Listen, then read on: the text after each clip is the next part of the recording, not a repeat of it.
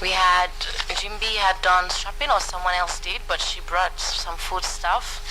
And we cooked in the corridor, in the veranda of the house that we were living in, all of us. I think we cooked either benachin or bahal, but it was a one-pot meal that we cooked. And we had a whole conversation was going on, just a group of girls sitting together.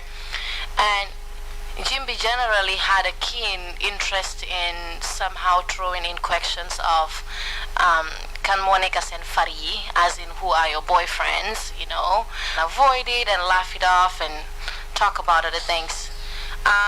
Before we also finished, or we dispersed from there, I remember going to the washroom, and there was a moment that I had with Jimby where she told me that we should go shopping when we get back, and that she wants to get really close to me, and it will be nice to go and buy some stuff. And on that day, there was some kind of students' march past that was done for the president, and some other event that happened before we left back for Banjul, Servanda. Yeah. So during that entire period that you were at Kanilai, right, did you have any private conversations with the president or any personal interactions?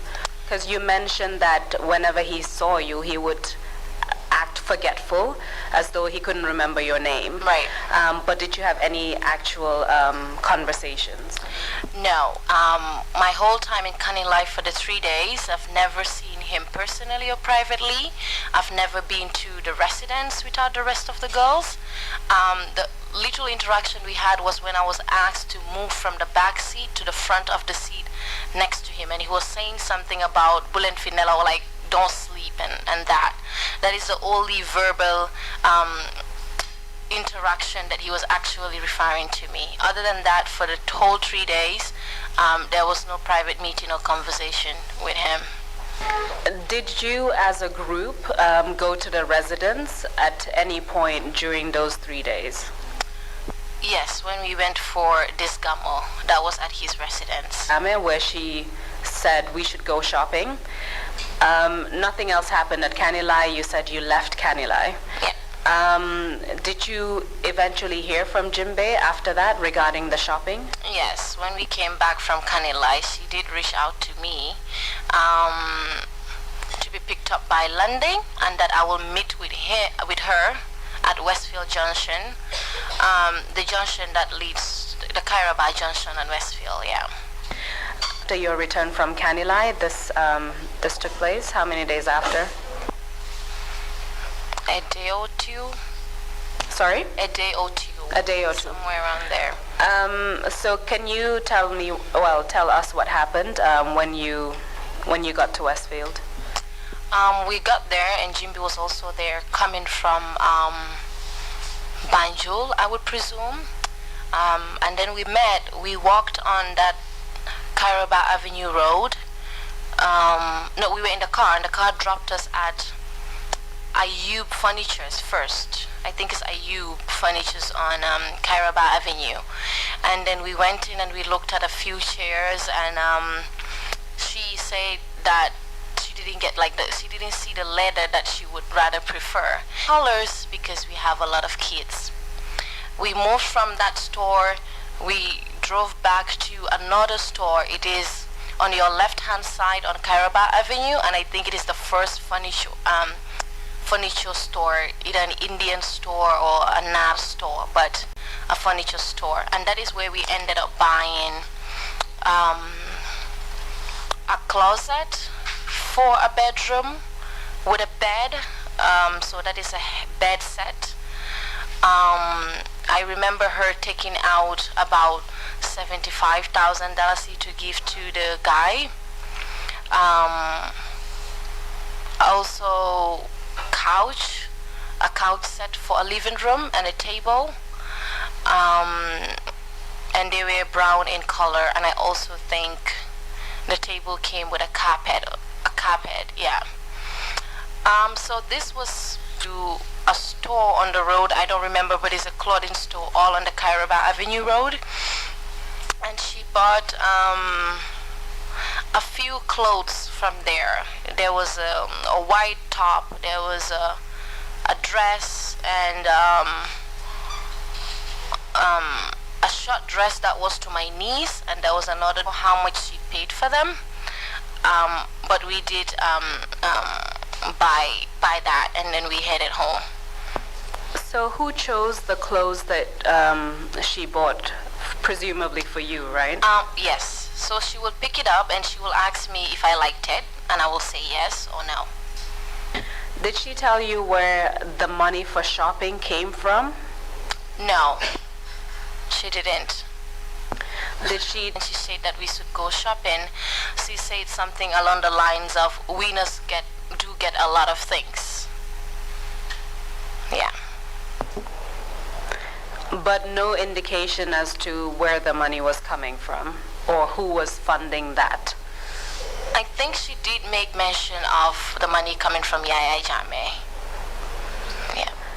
So after you bought a lot of furniture and some clothes, right, you said that you then went home. So the furniture right. was supposed to be delivered, but the clothes you took with you. Is that right? Yes. What happened after that? The furniture was delivered at the house. Yeah. When that furniture arrived at your house, what did your parents say? What was their reaction? I'd made, and she did ask Jimby, is this part of the package? And I remember my mom telling me that she asked someone at the ministry, I don't remember who said that when the girls win, what they get is not systematic. It's not like written on a paper that this is what you get and that's what you don't get. It is different from every winner and it's different every year. So Jimby just made mention that it is just a gift, and it is part of the gifts that you get for winning. Yeah.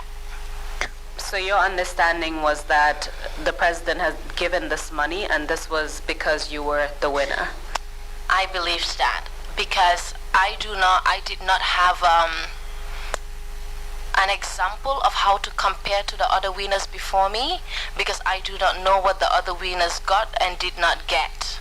So whatever was brought onto the table, and that it was because I won, I assume it was part of it. Maybe other people got it, maybe they didn't, or they even had more.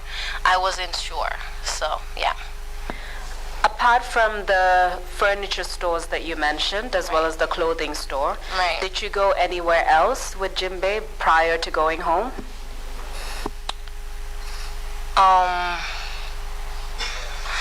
We had an incident at Q Cell where she tried to activate my Apple phone that we were given. So I did not have an Apple ID at the time because I never had an iPhone. Maybe start by telling us how that came about, the decision to go to QCell and... Right. So I could not do much with my phone because I did not activate the phone. As you know, with iPhones you need Apple ID to activate it, and I did not have one. So Jimby suggested that she knew someone at QCell who does phone stuff, and he works there, so the process would be fast. And then we went to QCell to do that. What is the name of the individual that you saw when you went to QCell to unlock your phone? Jimby referred to him as Patrick Jaju. So when you arrived at QCell, what did Patrick Jaju do to your phone? He took the phone and then he started to set it up. He first asked me if I had an Apple ID, and I said no. And he asked if I could create one. In the moment I said no, and he's like, okay, don't worry. I have an Apple ID that I hardly used, or I haven't used much. I will use it to like unlock the phones and then activate it, and you can use it. At the time, I did not know that Apple IDs are not just to unlock a phone, but also it gives you access to information on that phone or to the iCloud of that phone. But he used his, whether it was his or someone else, but he used an Apple ID to unlock the phone that I was going to be using, and then activated my SIM card, and then the whole process that you do. Yeah. I know you said that at that point you didn't know that someone logging into your phone with an Apple ID would give them access to things like your cloud and other information. Right. But what made you comfortable enough to allow him to do that with your phone? Was there anything in particular that made you comfortable enough? Right. So at the time, especially with phones that we do not understand, you let people activate it for you, or if you bought a new phone and it is locked, mostly it is locked. There is this thing that happens in the Gambia where you have to unlock, I guess, international phones, or there's for you to be able to access to use that phone. So to me, it was something similar he was doing. He was unlocking the phone and setting it up for me to use. Not that he was putting in an Apple ID, and I did not understand what the function of Apple ID means, like in details, as in it could save my information and pictures and all of that. I didn't know, so I was comfortable with that. Yeah. Did Patrick Jaju appear to know Jimbe? Yes.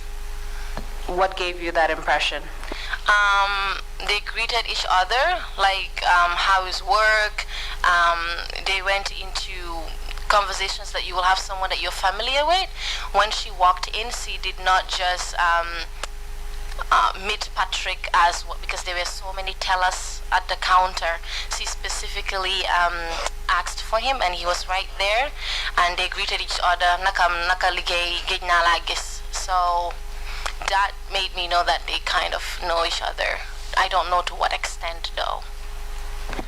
So after your phone was unlocked at QCell, do you recall if what you used at that point was a SIM card that you owned previously, or was it a new SIM card? I think it's the same SIM card. It was just moved from my old phone to the new one. And what happened to your old phone? I gave it to my dad, I think. So it was after this trip that you went back home, correct? Yes. And you said the furniture was delivered. It was delivered. Was it the same day or the next day? The same day. The same day. In the evening. Yeah. Did you have any other discussions with Jimbe on that day? No, I can't recall. Did she arrive? Did she enter the house when you arrived? Partly, I think. Not that she sat down, but I think she came in, yeah. Did she have a conversation with any other member of your family apart from you? My mother, who was questioning if this was part of the package. And from what you said, her response was, yes, it is. Yes. So what happened after that? What was the next interaction that you had with either Jimbe or the president at the time? So now we are into February. We are still into February, so February 17th. Now this is the day before the Independence Day, which is the 18th of February. There's this whole preparation and celebration of the independence ceremony. So a night before the independence celebration was an event they called a reception that also happened at a hotel. And on that day, the band called Morgan Heritage from the Caribbean were performing, and I took this picture with them around 11:42, so we got there before that. So we spent that whole night. We were basically standing. There were tables with drinks on it, and there were some of the girls. Some were picked to be ushers. I wasn't part of them, but there were some of the girls that were part of the usher team that was ushering that event. interacted with the girls. The chaperone, Auntie Isa, from the gender department was there the whole time. I did not see the president personally. He was not present in that crowd. It was just artists performing and us being there. So we went home, and before that, in between, there is also this whole sewing of asobis, because we had several asobis that we have sewn for the event.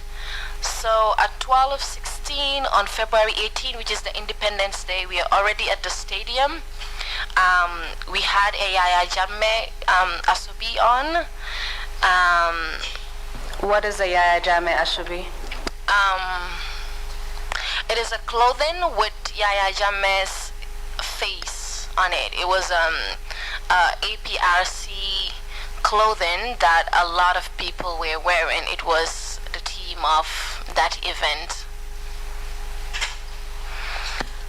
I'm not sure if you've said this already, but where was the reception held? At a hotel, I think Coco Ozone again. Yeah. And you said you took another picture at 12:16. Is that AM? No, that's on PM. On PM, so yes. on the 18th itself? Yes. In the afternoon. Did anything else happen on that day, the actual Independence Day celebration? It was all general. We were sitting behind. The normal independence celebration that happens went on, the parade and everything, and we were there the entire time. And when it was time to go home, we went home. We saw Jimby, of course, who said hi to us, but there was no interaction with her deeply or with the president or any of the officials there. And we did not have any official role, but we were present. And that event would have been at the stadium, in Bakau. Yeah. So after the Independence Day celebration, when was the next time that you had any interaction with either the president or Jimbe Jammeh? So on that day of the celebration, to note, on the 18th of February, after the whole day celebration of the parade, we also had dinner that same night. Our table, us and the girls, again, we wore the same clothing, but this was our own, a dinner dress. So at 12:23, we spent the whole night there, because there were fireworks that were going on. So on that day, I did see the president, and the first lady was also present. And I remember that day, Sona Jabate was performing, and it was after her performance that the president and the Audleys were saying that they're going to the back where you have the beach, and they will do fireworks. So we were all standing there with the president in the front and the first lady, and fireworks went on until about 4:22. We were still there at the fireworks. Yeah, so February 20th, which is also another day after the 19th, there was a wrestling match at Makati Square where we were also invited. And a jamboree was also happening, so we were sitting where the VIP sits, the president in the front. There was musical performance and also wrestling between local wrestlers. That also went on until 3 a.m. again with all of the other girls. And where was this particular event held? Makati Square in Banjul. So you told us earlier that as a result of many events and activities you had to attend, which went throughout the night into the early hours of the morning, you started to miss a lot of days at school. Right. What happened after February 20th? February 20th all the way into the morning, because we were still at the wrestling. Later from one of the universities that I've applied to, which I applied to 4 days after I first met the president. So fast forward to May 25th, which is sorry, just before May 25th. What led you to actually start applying for the scholarships? You mentioned that, of course, one of the conditions you had to fulfill was to finish your project and submit it. But did anyone tell you, okay, go ahead and actually apply for schools because you would get a scholarship? Right. Again, as I said earlier, we did not have the conversation around that. I applied, as I said, I've been applying for universities before I even joined the pageant. But I applied for it looking at the time span of when the application might be accepted and all the processes that you have to do with your passport size picture, that by the time it is either accepted or not accepted, I would be further into the project or done with it, and I would be able to work on the university instead of waiting until I am done with the project to start fresh and have to wait, because we're already in May, and the meeting happened in January, so March, April, May, so that's like 4 to 5 months in between before they responded to me. So that was the time gap I was calculating, but I didn't apply because I was asked to by either the ministry or the president himself. So to be clear, up until that point, so from when you won the pageant up until, let's say, May 25th, no one had spoken to you about a scholarship or even the fact that you should apply for anything? What happened in between all of this, that was an interaction with the Ministry of Education, was that apart from the events that we went to, was that we were supposed to provide pictures.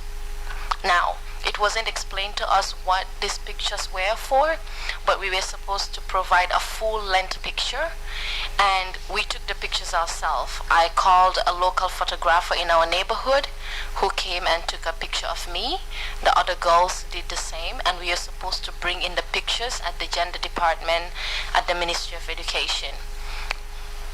Do you recall when this took place? When were you asked to take full-length pictures? I do not remember the dates. I know it happens in the midst of all this. Do you by any chance know if it happened before or after Independence Day? I'm not sure. Yeah.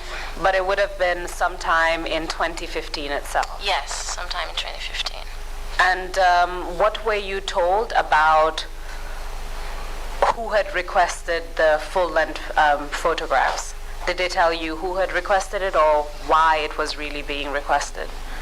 No. What was said was that, the State House needs full-length pictures of all of you. The question of why was never explained. At that point, did you wonder why? At that point, no, I can't remember how I took it at that time.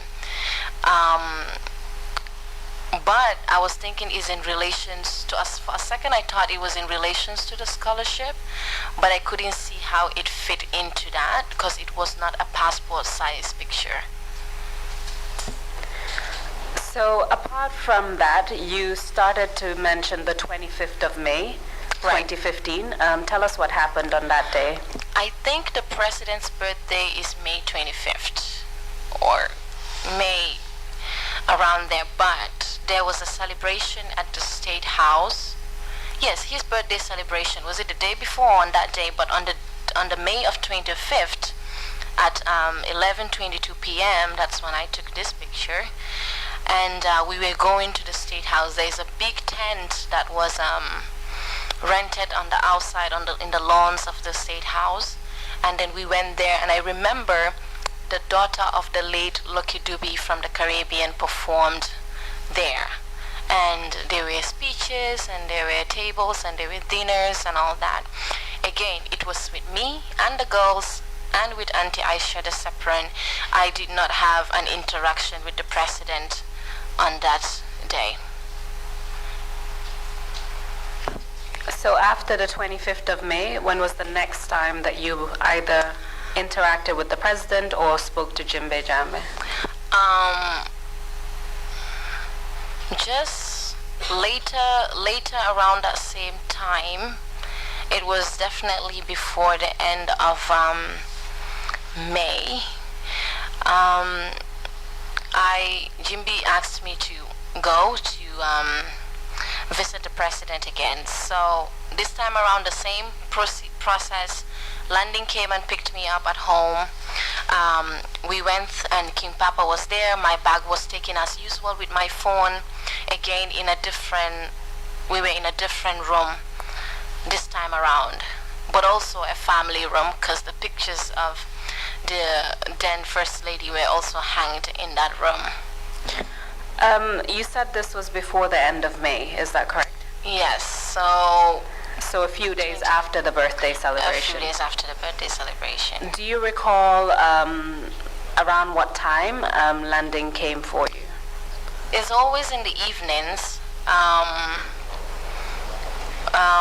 This one was also a bit earlier, sometime around 9. Yeah. And again, we're referring to the same driver, Landing Sanyang. Yes.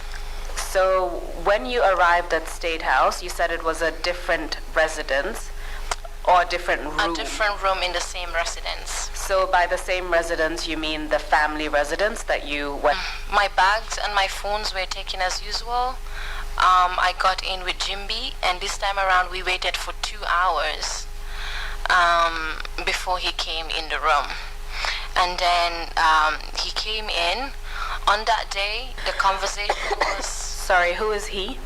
The ex-president. Please continue.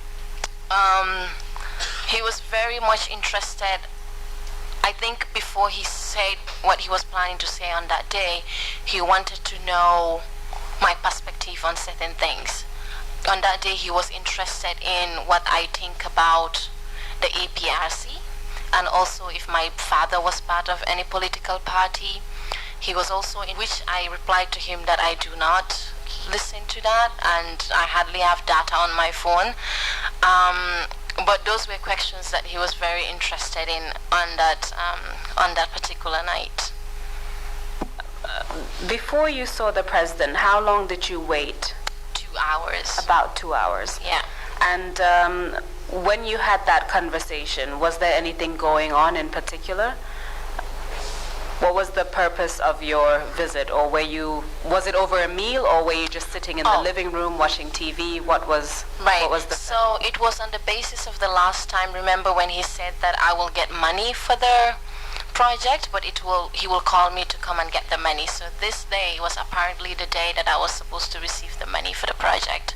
So that's what I was there for. But again, the TV was on, and we were having this whole other conversation. Yeah. So apart from asking you questions about your political support or affiliation, including that of your family, as well as asking if you listen to or frequent Fatu Network, Freedom Newspaper, what else did he talk about? He did go back to my age again. Am I sure that I am the age that I say I am? He then also went on to ask, what do I think of marriage? And we also got into, I remember, conversations around feminism and, what do I think about it? And in between that, a call was also made. It's either he called the wife or the wife called him, and they were on the phone. The same normal exchanges of good night. I don't know where she was. They spoke on the phone, and then he hung up the phone. And when he hung up the phone casually, he said to me, okay, let's get this over it. Would you want to marry me, right? Also, as casual as Yaya can be. So I then asked him, as in, you mean to marry you? He said yes. Now, as a lot of people, the expectation in this moment is I'm supposed to be excited. There is no way that this was not the best news of my life.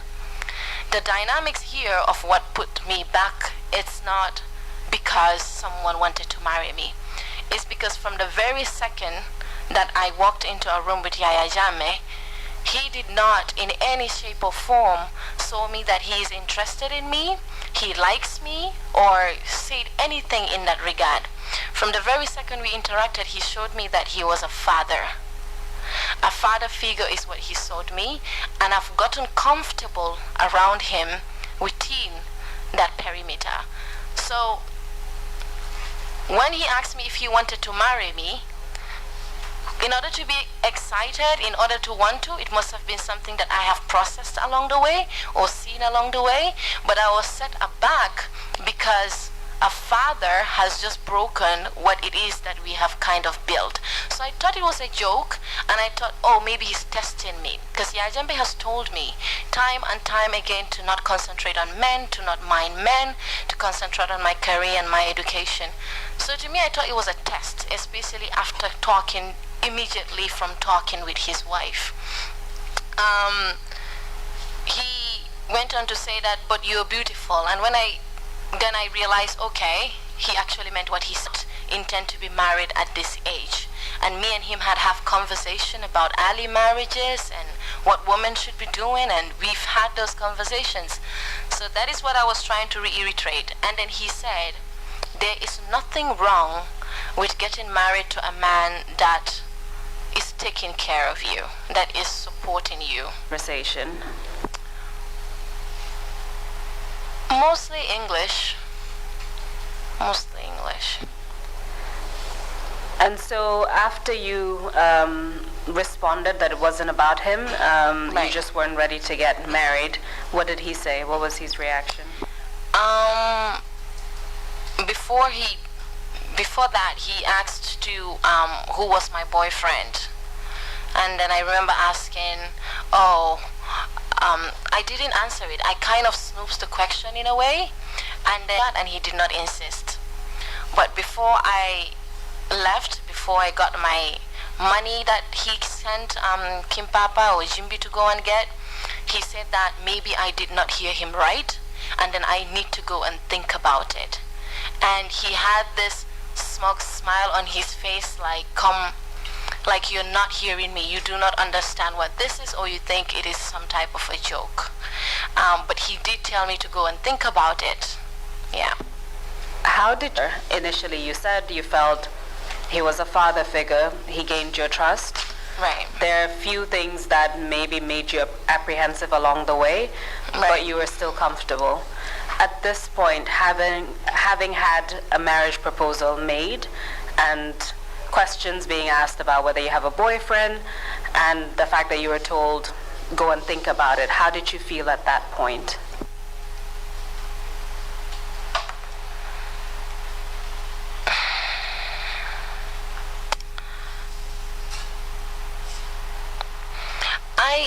I kind of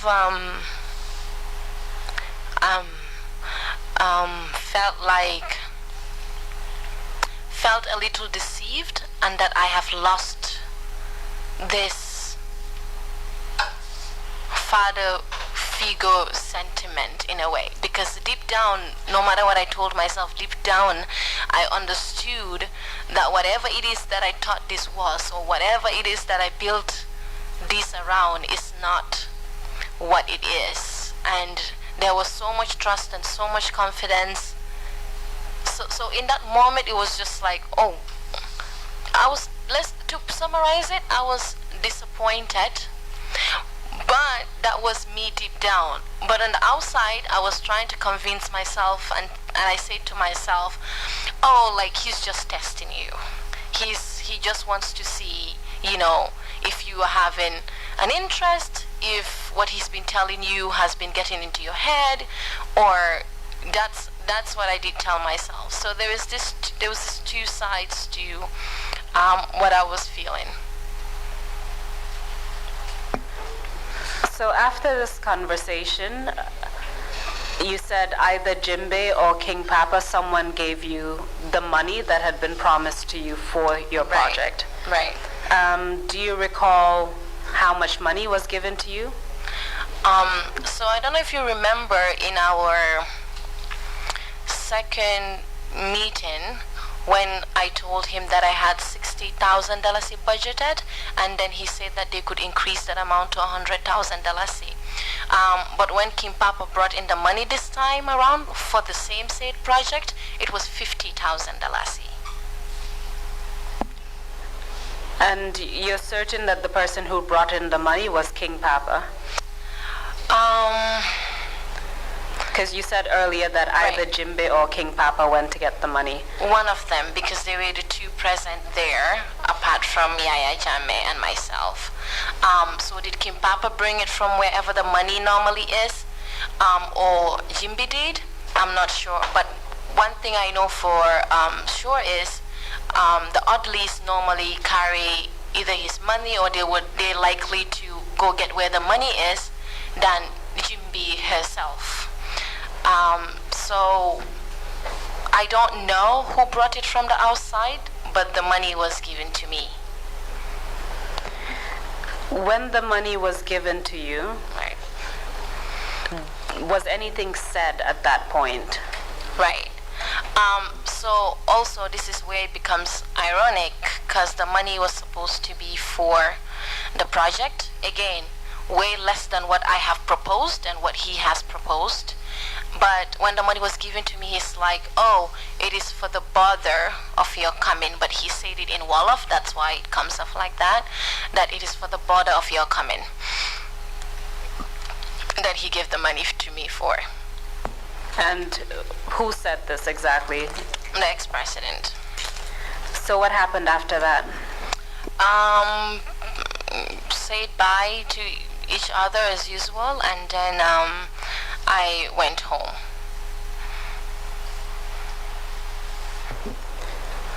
Do you recall who took you home that night?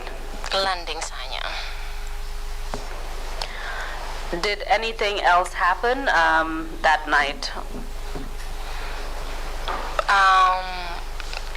That night when I left to go home? No, nothing happened. When you went home, either that night or the next day, did you inform your parents of the proposal, the marriage proposal that the president had made to you?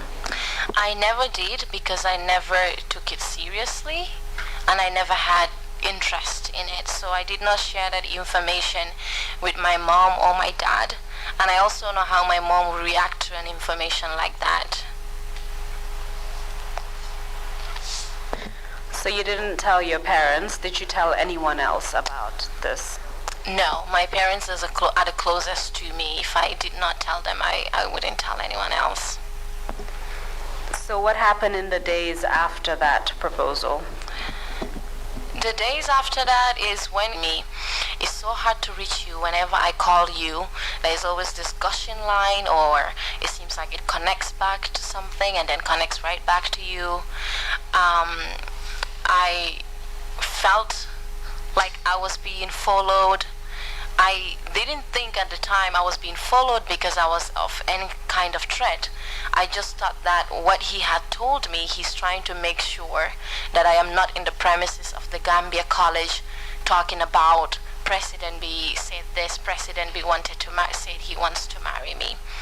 I remember vividly an English teacher of mine at the college called Mr. Fane. In his office, I would sit there and I would tell him to come out of the office and peep, because there's this car that I felt like was following me and was standing there the whole time. And when I come out to go home, this car moves as well. And I remember him telling me, I think you're just paranoid. I think you're paranoid. And I remember telling that Mr. Fane, something very weird happened between me and the president. I did not tell him that he has proposed to me or he said that he would want to marry me. Did he mean that? I don't know. Did he say it as a way of making me feel important in that moment?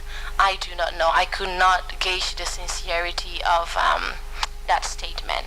But the following days has been that it's either I was paranoid and I was all in my head, or it was actually happening. What kind of vehicle was following you around? Can you describe A black car. Was there anything particular about it? It wouldn't normally have a number plate. That is the only distinction to it. Was it a big car or a small car? It was a Jeep. And do you by any chance remember the model of the car? No. So you said you pointed that out to the Mr. Fane? Mr. Fane, yeah. Mr. Fane. Where else did you see a vehicle like that following you around? Most of my activities, because when I got up, I would go to the Gambia College, so it was between Brikama and Yundum. And I was going to, I remember Georgian drama debates at Nusrat High School for the PI Health group. Also, when I went to Alliance Franco to judge the Miss Fulbe, there was a Miss Fulbe pageantry that was happening, and I was part of the judges. So, but it was mostly around that. It's either I am going to mentor some of the young ones that I seniored in Nusrat, or I was between Alliance Franco, or but mostly at Nusrat and Gambia College and Yundum. Yeah. So how many days after the president proposed marriage did you hear from either him or Jimbe or anyone else at State House? So I did hear from Jimbe. After that happened in the last week of May, I think it was the beginning of June, Jimbe said that she wanted to show me something. Now this is after the proposal has been made. I went with Jimbe. Jimbe took me to one of the AU villas. I've never been there before.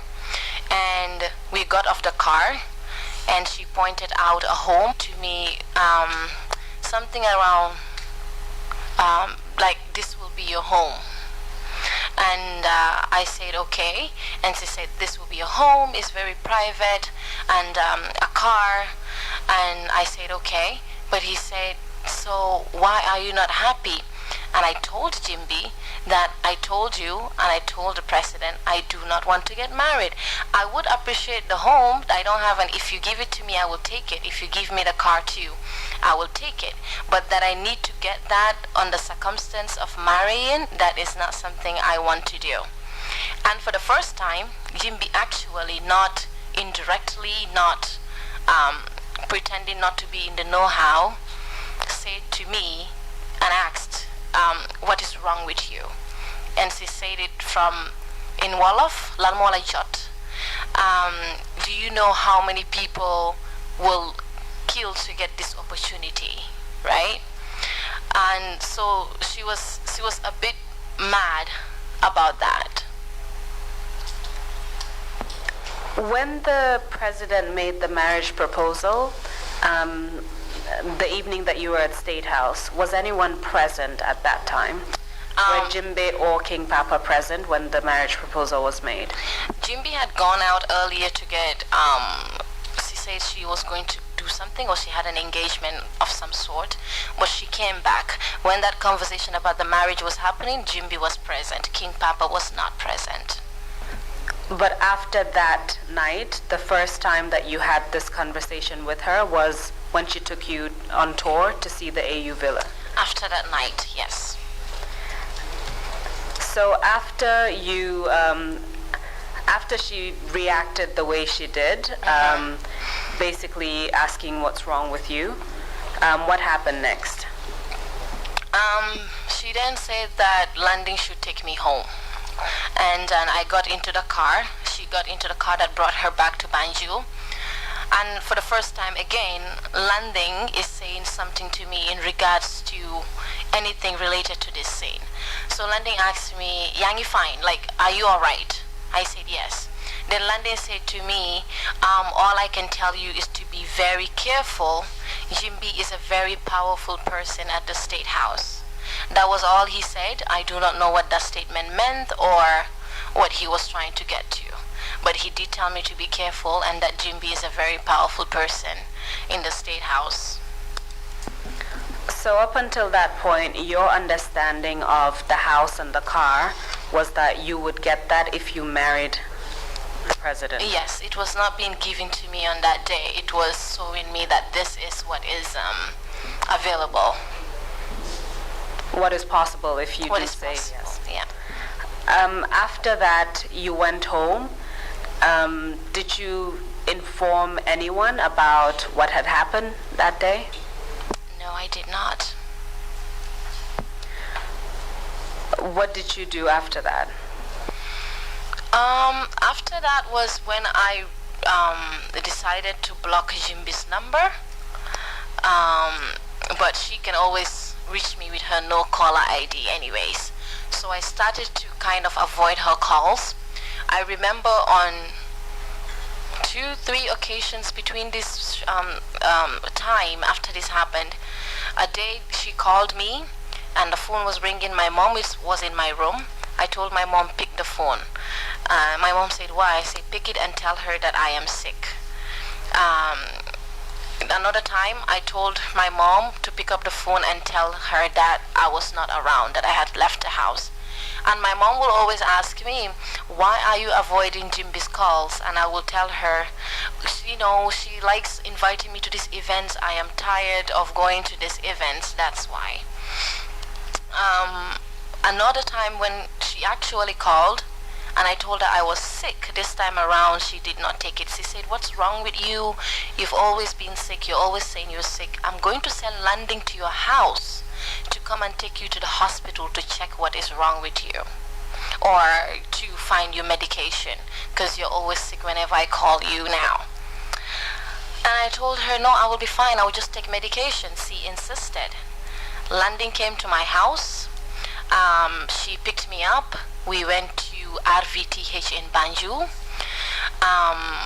We went for an X-ray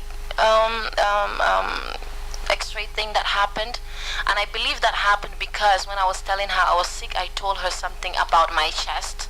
Again, this was not true. It was all excuses I was making up because I did not want to go to for whatever she was calling me, because at this point I've already established what this is about. When we got there, there was an Indian doctor. I did not know him. I did not interact with him. Landon did not introduce me to him. Neither was he introduced to me. Then he ordered for us to go to whatever technician was responsible for scanning. I went in there. They took my blood pressure. They took me into the scanning room and they scanned my chest, which is the scan I gave you yesterday. And then I came out. So there were results. I have not seen the results of that report, of that X-ray scan. I just had the X-ray was given to me, but it's just an X-ray. There's no description of what happened or what the X-ray is actually saying. So was the results given to Landing and then Landing took them back to Jimby? I'm not sure, but the results were not given to me. I do not have them up to this date. But they gave me some medicine for indigestion and also for chest pain, and then I went home. Landon dropped me off home. So am I right in understanding that this would have been in early June 2015? Let's say. At this point, Landing had already told you that Jimbe is a very powerful person at State House, according to what you said. Right. But you still went on to block her number and try to avoid her. Right. At that point in time, how did you feel about what was happening? And the fact that from what you've said, you hadn't told anyone about it. So how did you feel at that point? What was going through your mind regarding the entire incident?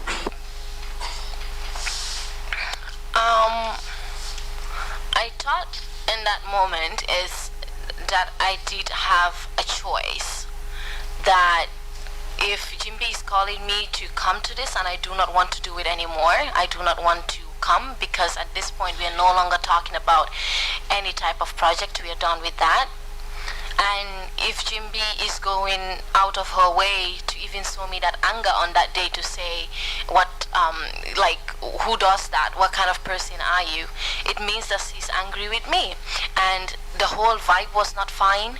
And someone that she's walking with, who's a driver, is also telling me that she is powerful. So it was all just mixed up together. So in my own little 19-year-old head, the best thing I can do is cut out Jimby, mind my business, as long as I'm not doing anything bad, as long as I'm not mentioning anybody's name, I'm not out there to give any type of information, and I just wake up and go to school and come back, that I would be fine. That was a game plan that I assume that I've had written down, that everything is going to be fine and everything is going to be okay. And I'm going to keep giving excuses. Every time she calls me, I'm going to say I'm doing this and I'm doing that. I was not also calculating for how long could that go on for. But yes. So after that, when was the next time that you saw Jimbe Jame or anyone else from State House? It was before Ramadan. I'm not sure what date Ramadan was in 2015. But I did receive a call from Jimbe again, and she said that it's been a while, and that there is a Quran recitation at the State House, the normal gamma that we do have.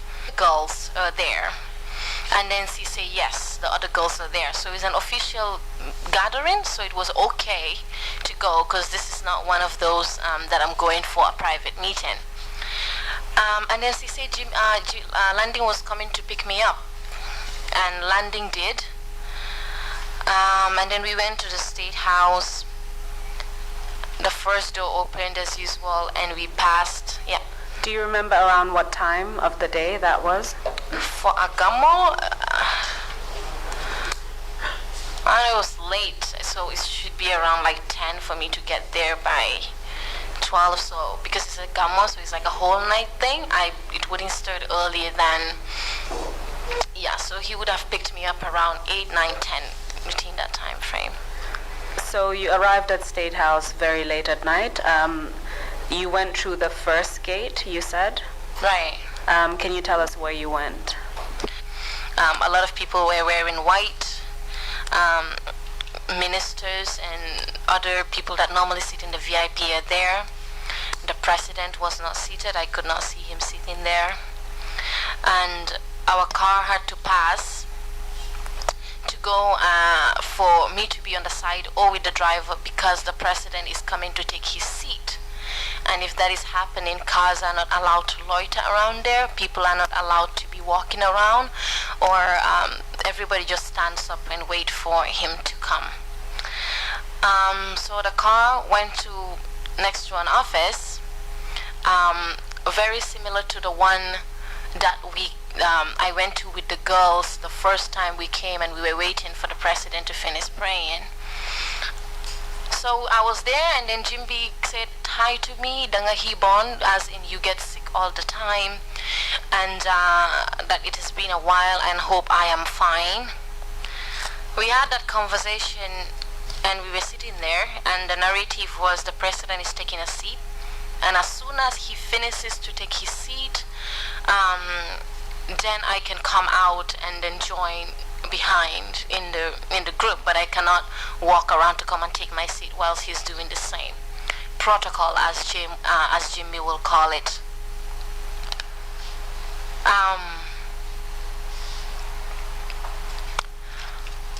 And then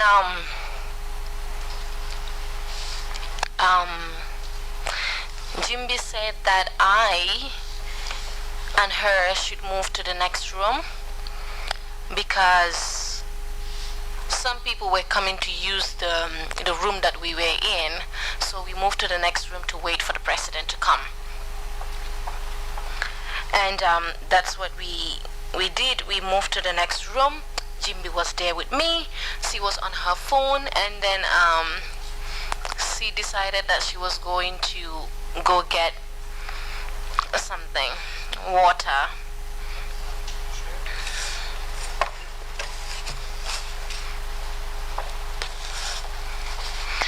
So Jimby left the room and I was seated there. Now we are in the second room apart from where the waiting area is. And out of nowhere and so unexpectedly, the president walks into that same room from a door. Now, was he there before I got into that space? I don't know. Did he come from, I do not know the building enough to know where he had come from. What kind of room was that? So it's also a waiting area, but it has brown doors, like 3 of them. I do not know which one of them is an exit and which one of them is a bedroom. But I get to know that later that is a bedroom. But the other 2 doors, if they were exits or if they were bedrooms as well, I do not know that.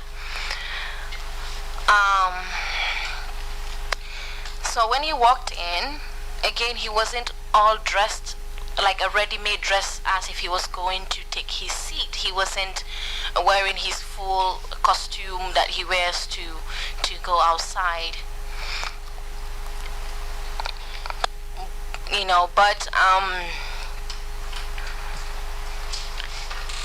you know, he's, I don't know if it was the redness of the eyes was of anger, if the redness of the eyes was something induced, I don't know, but all I know is that his eyes were very red. And that scared me for a second. But I greeted him and he didn't respond. And he said to me, not in sequence, so just so you note, there were so many things that were said in between here and during the whole thing, and some were said before some were not. I say them as I remember them, as some of them are like really stuck with me. I do not know what comes before what in a way, but there were words like, who do you think you are? And that he is the president and that he gets any woman that he wants.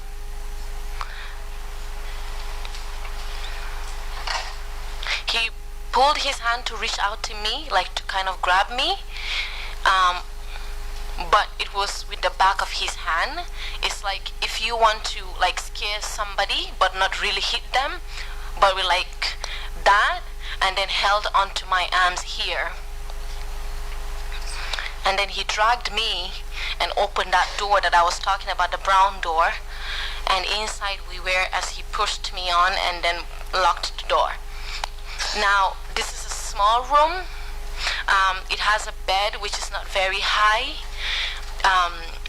It was white in the room. The couch, the pillows, the bed, the ceiling of the house. And there was a washroom there as well.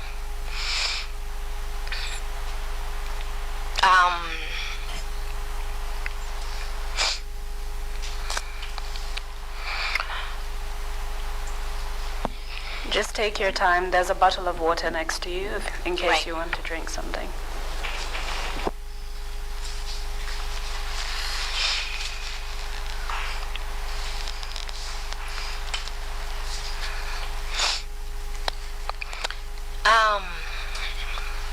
He said, let's see if you are a virgin. And swear to God I was scared. Right? And I started to apologize, to say that I am sorry, you know, I am so sorry, please don't do this, I am so sorry. Because he appeared very angry and I was apologizing. I don't know if I was apologizing for, I don't know what I was apologizing for. Is it because he's angry or what happened before that? But he held my face. He pulled his pants down and he rubbed his genitals in my face.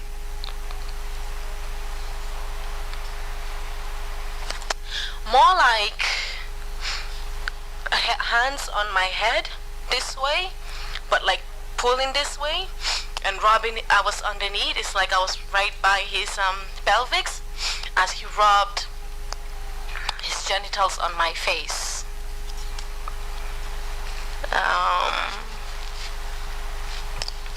I had a dress on and a leggings underneath the dress. The dress was more like a abaya because it was gamo.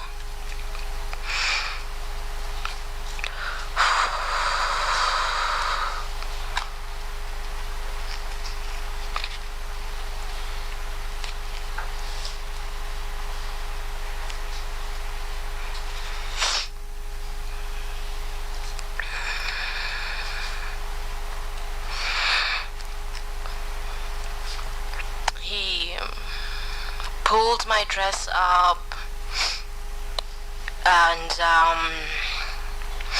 he was just saying things, and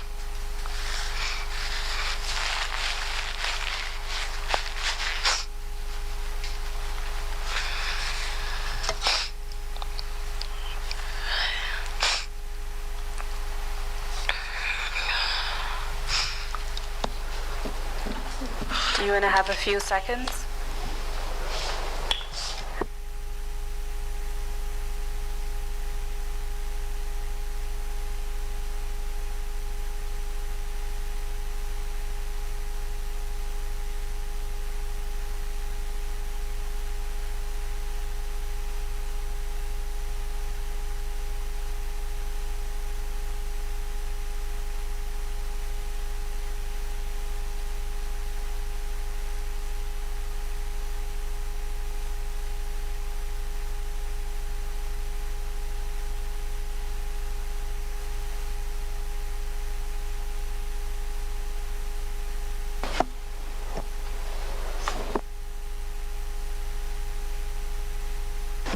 When you're ready, just switch on the mic.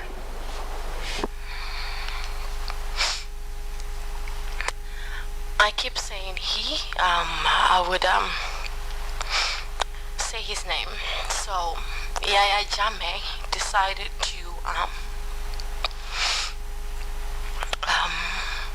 penetrate me, but before he did, he took out a needle from his pocket, and he injected me on my arm. I'm not sure of what it is or what it was for. And unlike in the movies, when you're injected, you just don't fall immediately, depending on what it is that has been injected into you. Yaya Jammeh did not want sex with me or pleasure with me. What he wanted to do was to hurt me. What he wanted to do was to teach me a lesson. What he wanted to do was to manifest his ego.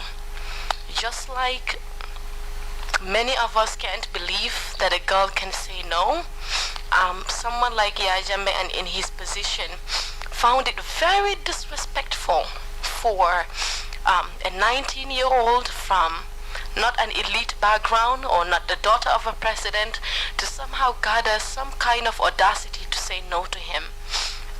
That he is a man probably who hasn't had so many no's.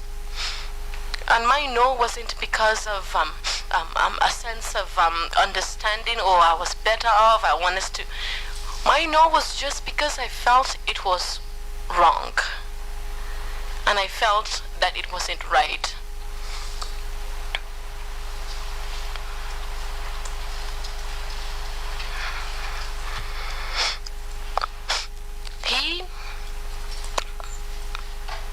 I was on the bed, the top part of my body is on the bed, and from my waist down was dangling on the ground.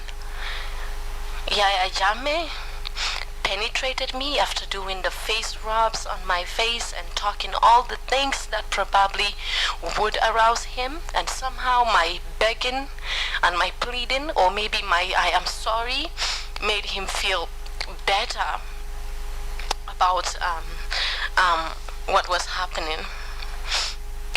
said stop, I was saying stop, please don't stop. My nose were very clear, even as I pleaded and said that I was sorry. He wanted to see, and he said, let's see what is here, as he pushed his penis into me.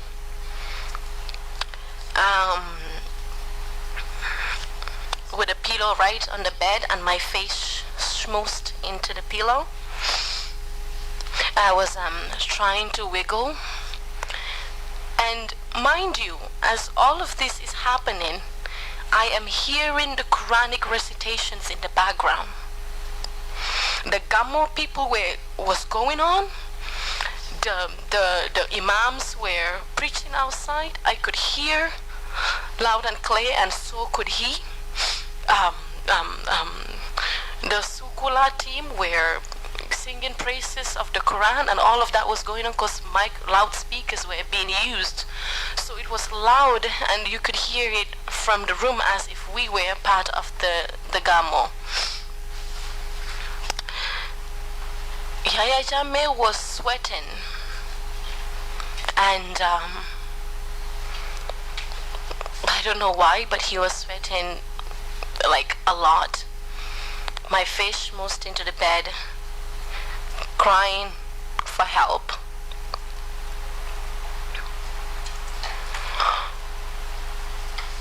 When there was none.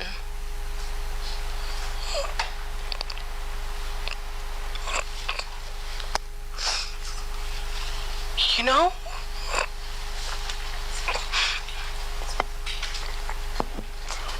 if you need a minute or two, we can take a short break.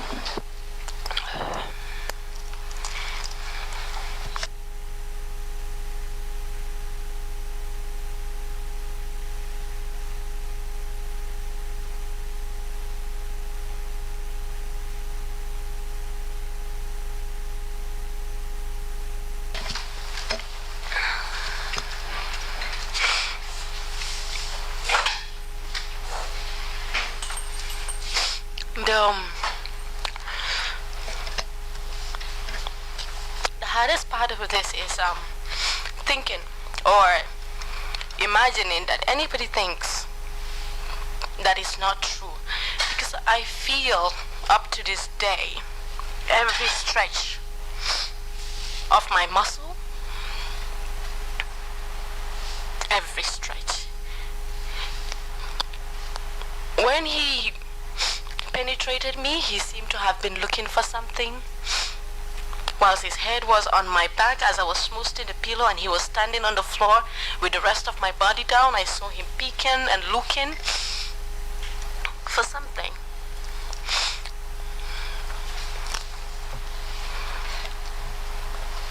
He sodomized me. And what that means is, he took his penis and he put it into my anus instead of my vagina. That's what sodomy is.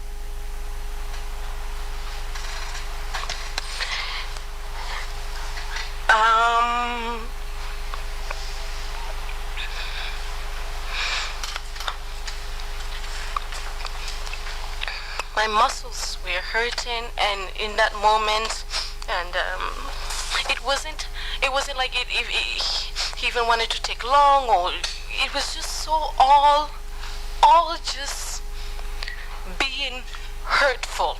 All of it was just being hurtful the entire time. And whilst he was doing it, he was so comfortable with the fact that he has a great cover up, that this will never come out, especially in detail, and that no one would believe this. And he has a great cover of imams reading the Quran in the background. Who would have thought that that was happening inside?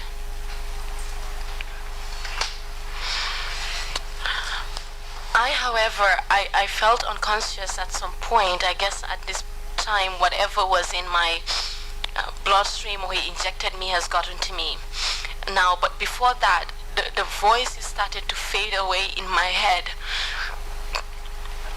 even the screams that I was screaming, I could not hear my screams anymore, and I could not also hear most of the Quran recitation. It was all going in the background, like a shadow voice, in the background, until it kind of faded away. And I don't know how long I was laying there. I don't know what Yaya Jammeh did to me that whole period that I was laying there, what happened, but I did get up.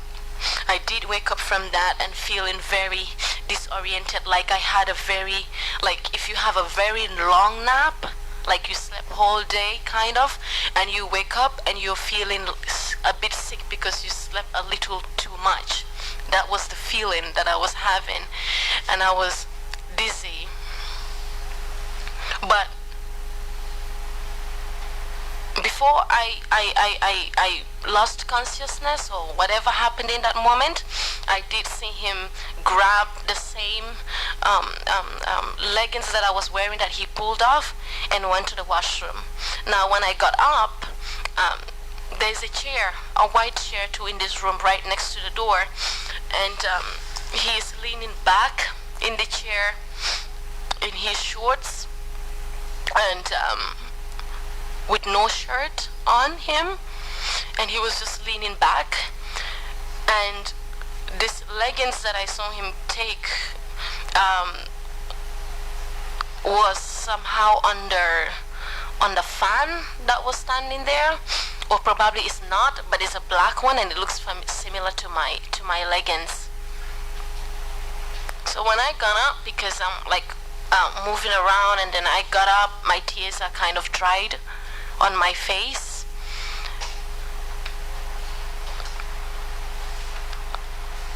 He told me to get out.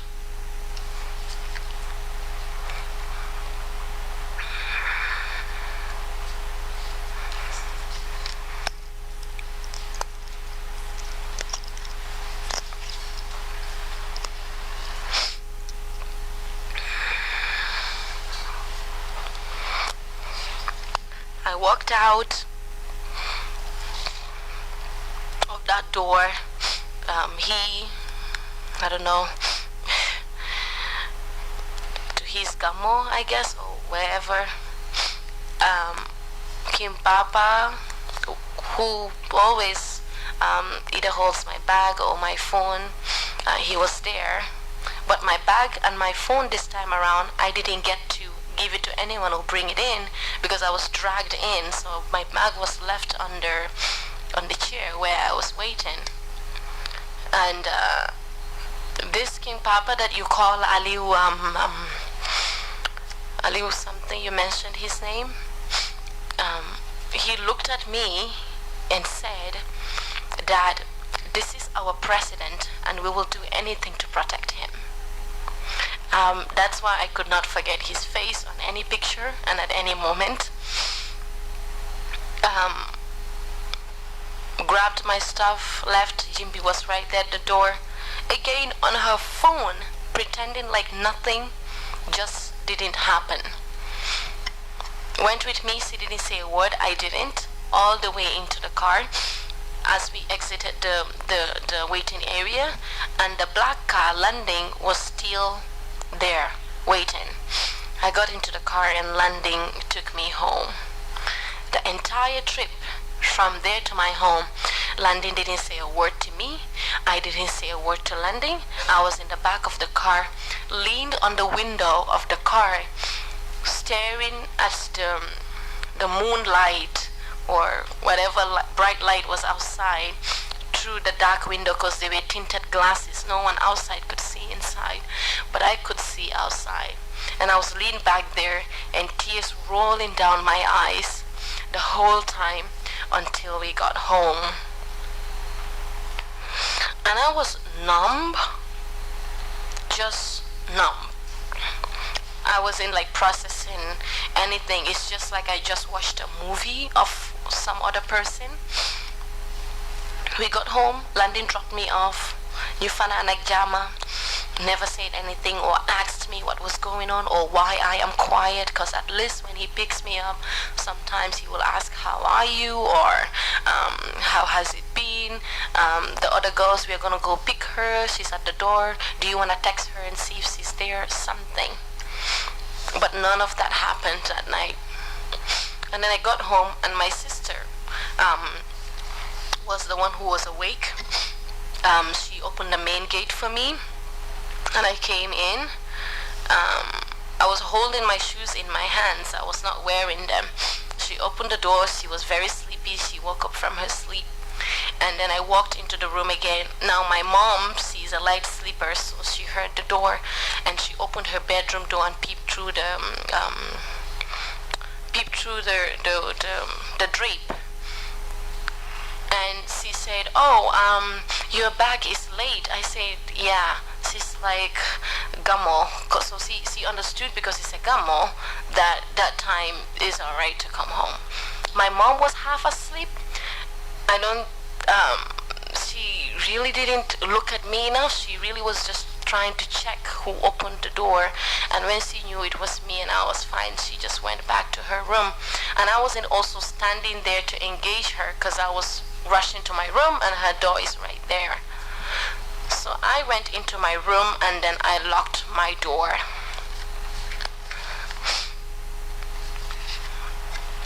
Now, the longest night of my life, right?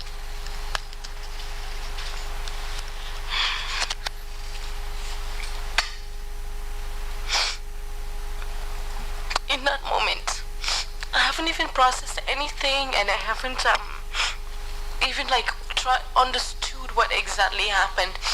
And I was saying to myself, this is the most powerful man in Gambia. You know, who am I for anybody to listen to believe to? And where do I say this? And when I say it, what am I expecting? What do I think is going to happen? And also, this did not happen. I was in so much denial. I went into the washroom. I took my my cloth, my washcloth, and I was in the washroom for like more than an hour, just washing and showering and washing and everything. My ears felt like, you know, when it is raining and you block your ear with your two hands, that whoosh noise that you hear. Everything was just blurry, like we were in another day or in another timeline.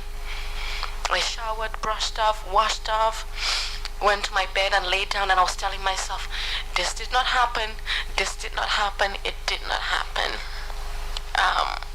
But that is what happened on the night that Yaya Jammeh raped me, and that is how he did it.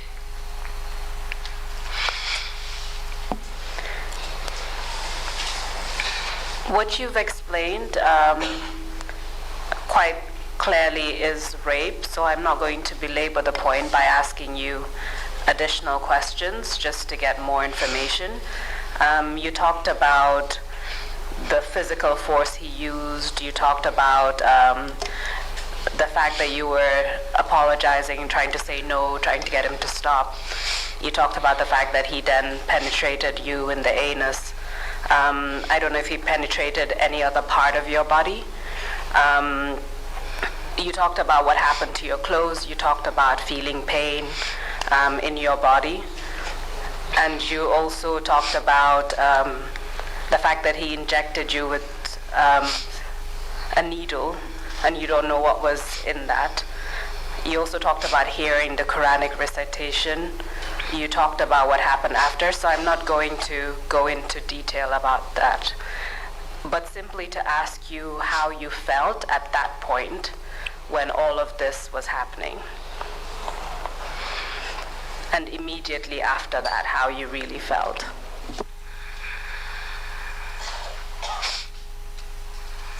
I don't know.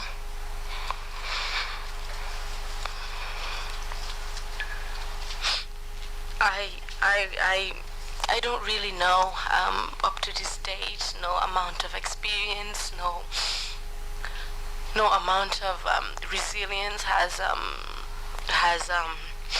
taught me the right words to use to describe that moment. But I just lost a part of me, and it was just a feeling of lost, like someone died. And I think the perfect word to use, as Mandinkas will say, suno, suno dale. And I just lost. What does that mean, the Mandinka phrase? It's like a sense of grief and a sense of loss of self. But I just now couldn't see my concept of who I thought I was just was very blurry. I wasn't sure of who I was anymore, or what my future hold, and the narrative I've been giving myself as to maybe who I was. And I think that that changed. I lost a part of TOUFA.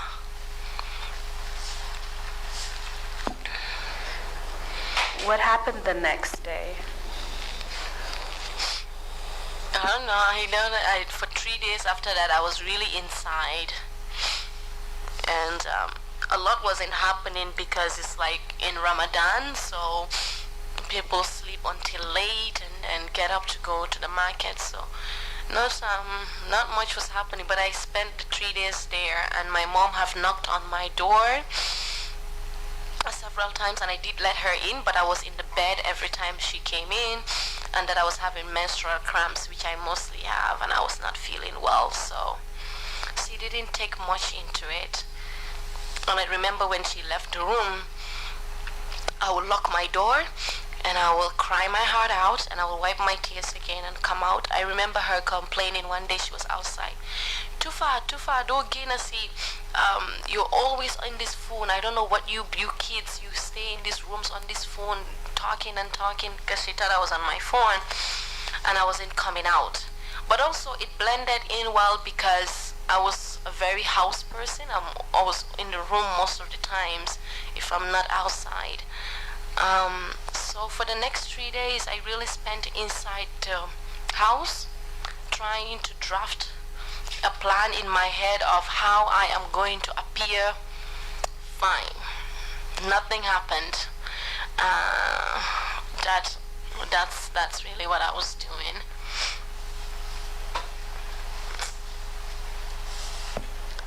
After those, 3 days or so, did you speak to anyone about what happened to you? No. No. Even I wouldn't accept what happened, so I didn't tell anyone. Who was there to tell? My mom, I guess. And a mom is just a mother.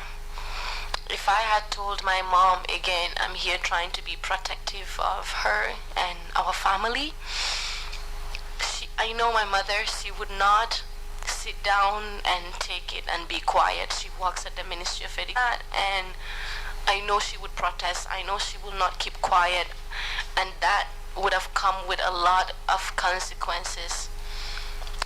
So I didn't tell her because I did not want her. I wanted to protect her in that space, and telling her was not. He couldn't beat Yaya Jammeh. What is he gonna do? Go to the police station and report Yaya Jammeh? And so I felt like she's as helpless as I am. And if telling her puts her in more harm way than good, I could not share that very important moment with her. After the rape incident, did anyone from State House call you? Yes, and I think this is when I actually started to think outside of the box, or to really reevaluate what this was about again. Just the sheer audacity of it all.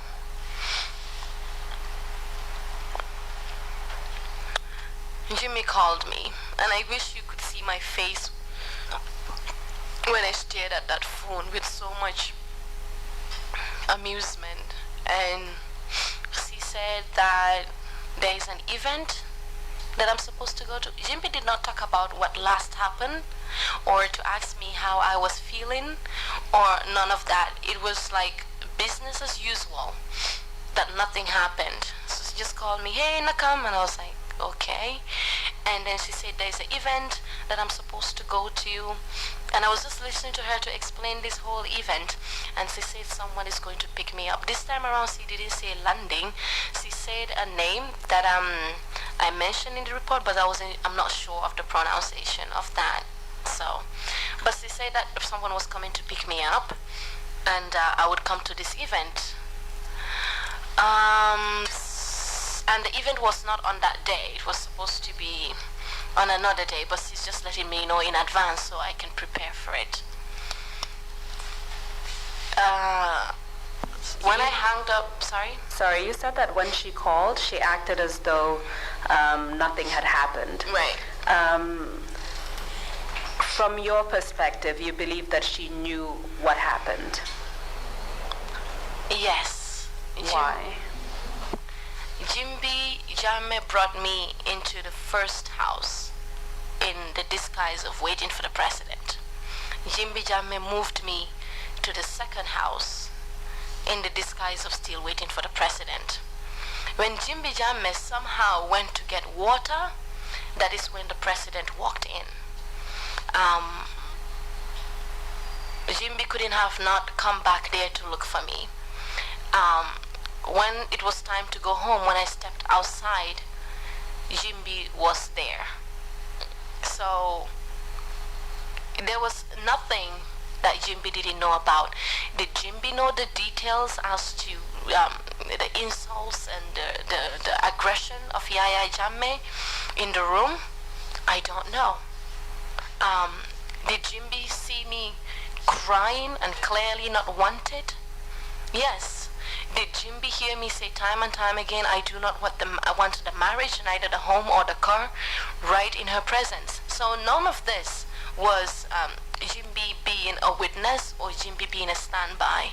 Jimbi was the framer, the one who made all of this accessible to him. If she had just let me go and sit in that crowd in that night, maybe it wouldn't happen. It was premeditated by her. So after you hung up the phone, when she called and told you about a future event, what happened next? I had a moment to myself, and I came to the realization to stop trying to paint and put a veil over what I think this is. It wasn't just going to go away. It wasn't. Until my no somehow becomes a yes and something that I play along with, this is going to continue to happen. Jimbi is going to call me, he's going to send someone to pick me up, I would be taken, and whether I do want to have sex or not, it is going to happen, and in the most aggressive way, because that is what I have experienced from him.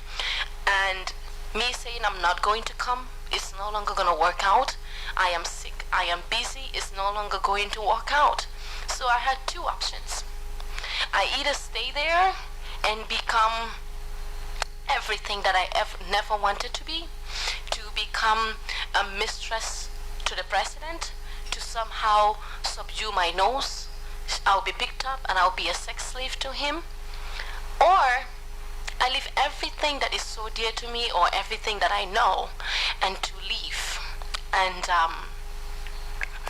mind you that I've not left this country, and it is all that I have known.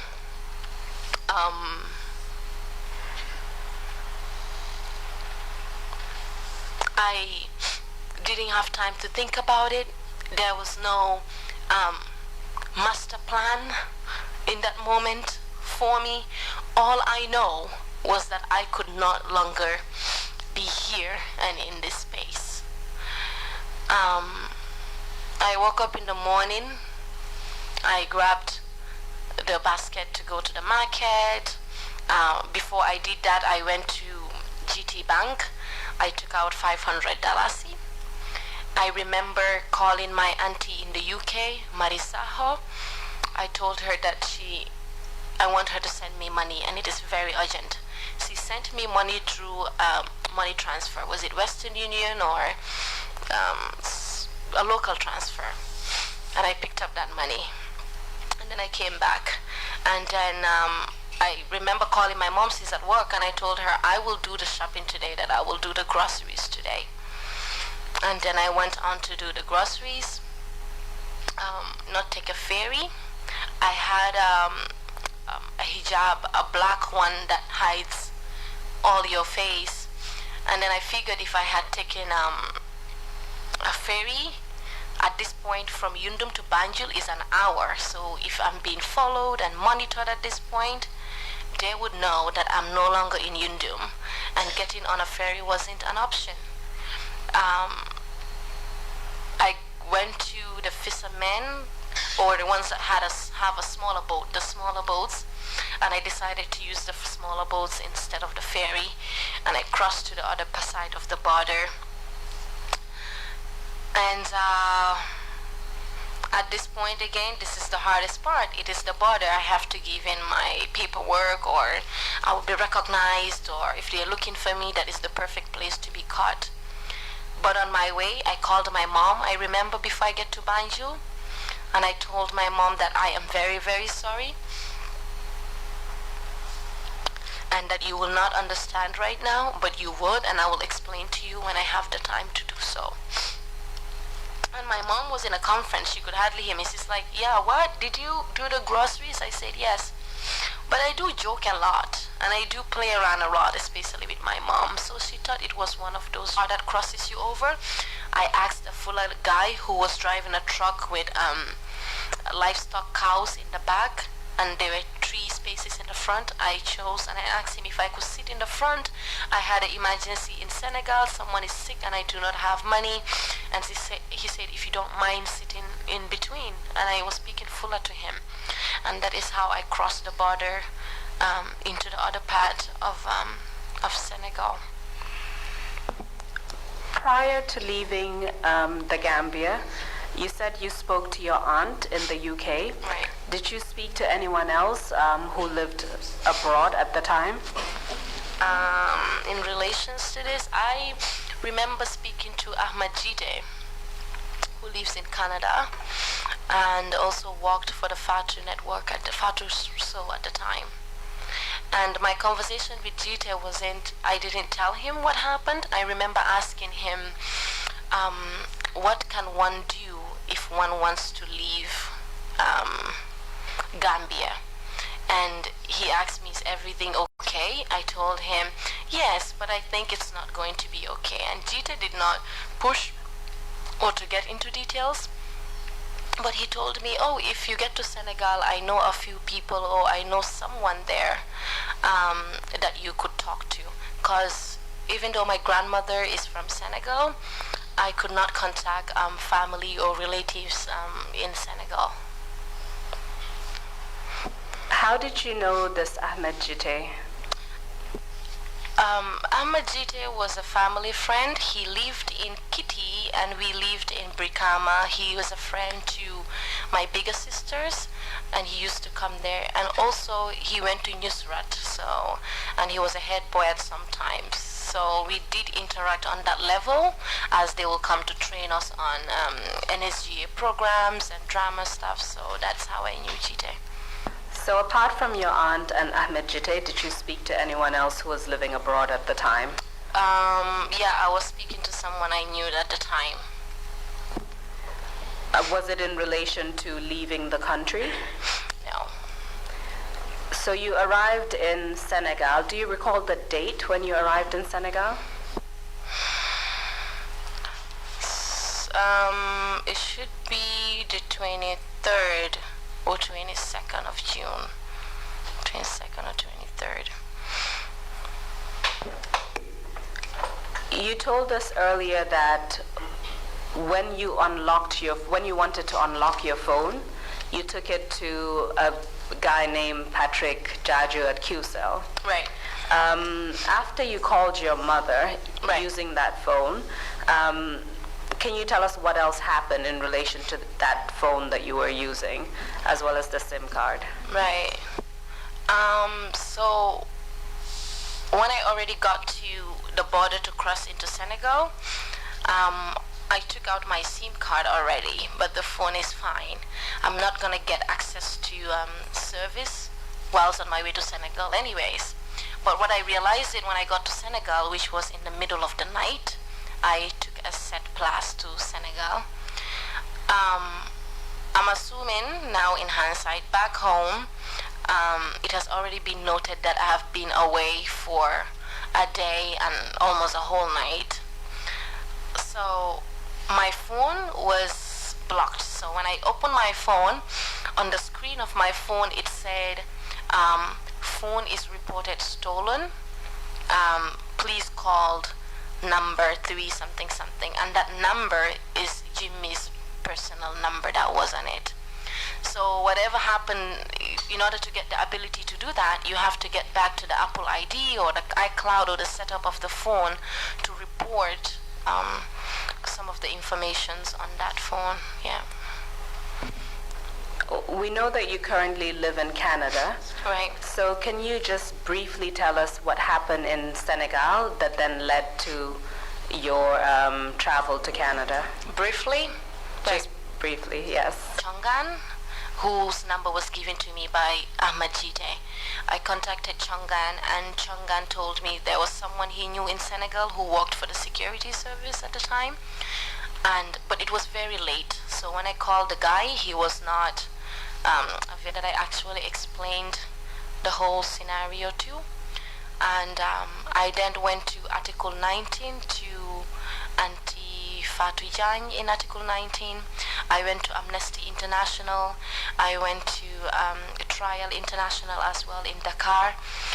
What the head of police at the time related back to me was that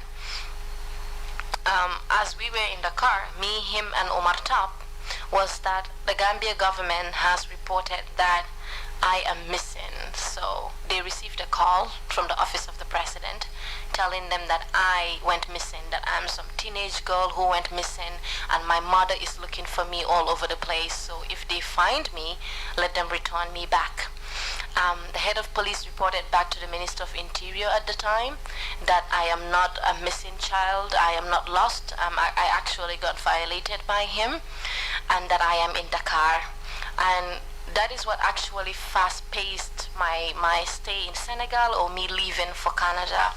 And through that, because they had to hasten the process, I was taken to UNCHR, where I also went over my case again with them of what happened.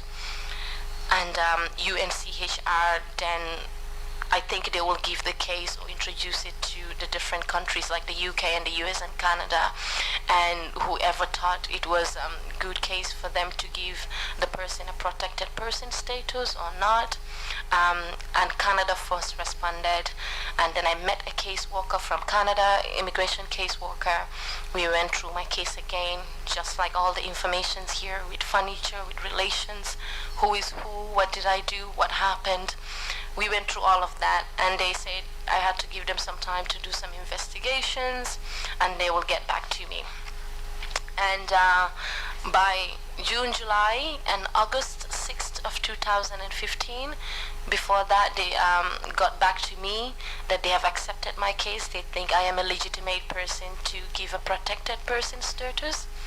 And then I had flew back, and then I flew to Canada on the 6th of August. Now, within this span, as this was happening, I never could speak to my mom directly or my dad, and because I didn't want them to call. I don't want to call them, and they will see a Senegal number, or that them not to be bothered, because they were going to the police or is it the NIA to report. They kept asking them where I was, what happened, where I was, and then I remember telling Auntie Marie to tell my sister and my mom to tell them that I just went to Senegal for business or something. It's not like they can know or catch me where I'm at, because I was actually in a very protected place. So they did that, and that kind of gave them some a sense of peace, because they were not bothering them anymore. And in the same time, whilst I was in Senegal, Fatou Lamin Faye, the Minister of Education at the time, is who connected the police to my mother to check about me, my inquiry, and where I was. My younger sister was taken, Penda, who was 15 or 16 in questions, and luckily, because I've never really told them what happened, even if they had want to kill them or put a gun to their head, their answer was going to be the same, because they did not know either what was happening. But this is a summary of my time in Senegal and how I ended up in Canada. So you said when your family members were taken, meaning your mom and your sister, this was the process of being questioned by the police and the NIA. Is that correct? Yes. You mentioned that at some point the Senegalese received information from the office of the president in the Gambia, saying that you were missing. A teenager was missing. A teenager was missing. And then you said that entire thing hastened your departure from Dakar. What do you mean by that? Like what actually hastened the departure? Right. So because the call is being made that I am missing, and because it's a missing person, Senegal, of course, gave consent, or the officials who were responsible gave consent to, of course, if we find the missing teenager, we will send her back. But now that they have heard from me and my story and what has happened, they thought it was easier to get me out of the country quickly than to have that confrontation with Yaya Jammeh of, oh, we found her, but it's not what you were saying, she's actually violated, and all of that. So they do not want to have that confrontation, as they've already had this issue with Yaya Jammeh where he believes Senegal was keeping his refugees or people that did not agree with him. So I think that's what I mean when I say it kind of hastened the process. So you spent less than 2 months in Senegal and then arrived in Canada in August 2015. Yes. Considering everything that you had been through, the rape incident, leaving your family, fleeing to Dakar, and then moving to Canada, can you tell us what impact this entire experience has had on you as well as your family? It is an overnight shift of my life. It is 1 minute I am a 19-year-old going to college in the Gambia. The next minute I am a refugee in Senegal who cannot talk to anybody that I love. The third is me finding myself in a world that I did not see coming, and all by myself, and having to figure it all out quickly. And I couldn't, I had to isolate myself, because there's already rumors going on about, oh, the president wanted to marry her and then she ran, and because that was a more comfortable conversation to have. And of course, because I never told anyone that I've been raped. In isolation completely, I did not integrate into the Gambian community or talk to anyone. I wasn't seeing any Gambian family for any type of moral, physical, or just social life. I had to leave and adopt this whole other social norm. Whilst my parents at home had to deal with the consequences of something they haven't even fully understood yet. They're getting questioned. They're not sure if I am fine. They do not understand why I even left.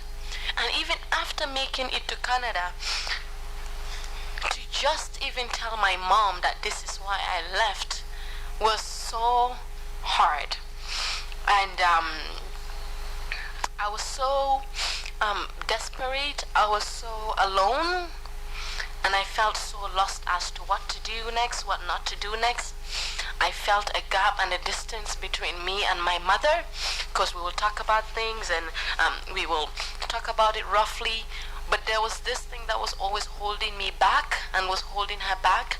She wanted to ask some questions, but she was very scared what the answers would be. So it gapped our relationship for a while.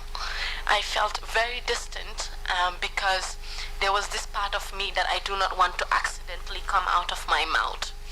Whilst I was there, I am receiving messages from the beauty pageants that I have competed with, telling me, God will reward you for your wickedness, because me running away on lies and something they do not understand if happens or not somehow jeopardizes their chances of scholarship or whatever it was that they were supposed to have. Me running away kind of tarnishes Jamme's image, and he's now mad at the whole group. So now the other girls have to pay for the consequences of me running away.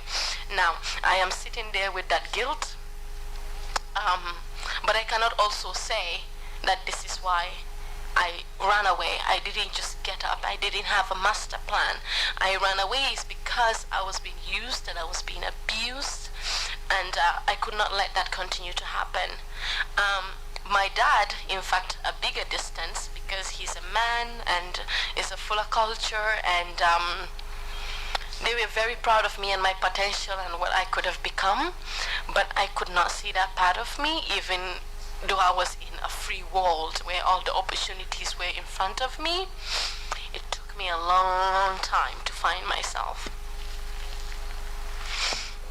You said the other winners of the pageant contacted you. Right. How were they able to get your contact information? On Messenger, actually, Facebook Messenger. On Facebook Messenger. Right. You talked about the process that you went through, and maybe you can tell us whether you received any counseling while you were in Canada, and if yes, maybe tell us the process that then led you to this moment this year, where you told your story in June, and then you're coming here now to tell the Gambian people in the context of the TRRC. Right. I did receive a lot of counseling. I mean, I cannot imagine. I don't think I would be able to do this if I was still in the Gambia. I doubt 100% that I will be able to do it. It took a lot of work. It took a lot of redefining myself. I was sifting from counselor to counselor, but it was offered to me. The first year when I lived in a shelter, a refugee shelter, for that 1 year, there was a counselor there, but a general counselor. But then when I was able to move out of the shelter, then I had another counselor as well. But it's just been a whole redefining of who I think I am. I had to go deep down into my childhood. I had to go deep down into the pageant towards it, all that I had trauma with. It was a very painful process, but it was a process that did not give me back the part of me that I lost, but it gave me back a new part of what I can be. Being a fuller girl, a very proud one for that matter, from a Wolof mother and a fuller father. It was an identity crisis. Talking about what happened to me in comparison to what it is that we used to say whether a woman has a value or doesn't have a value, and knowing the culture that I came from. So I got to a point that I could tell my therapist everything, that I was allowed to break down. I was allowed to go through the phase of being depressed and not wanting to talk to anybody, taking on more jobs, like doing 4 jobs in a day from one shift to another, because I do not want to be home. Because when I'm home, I have to think about this and I have to process it. So I'm becoming a walk junkie, overworking myself, waking up some days and not wanting to be here.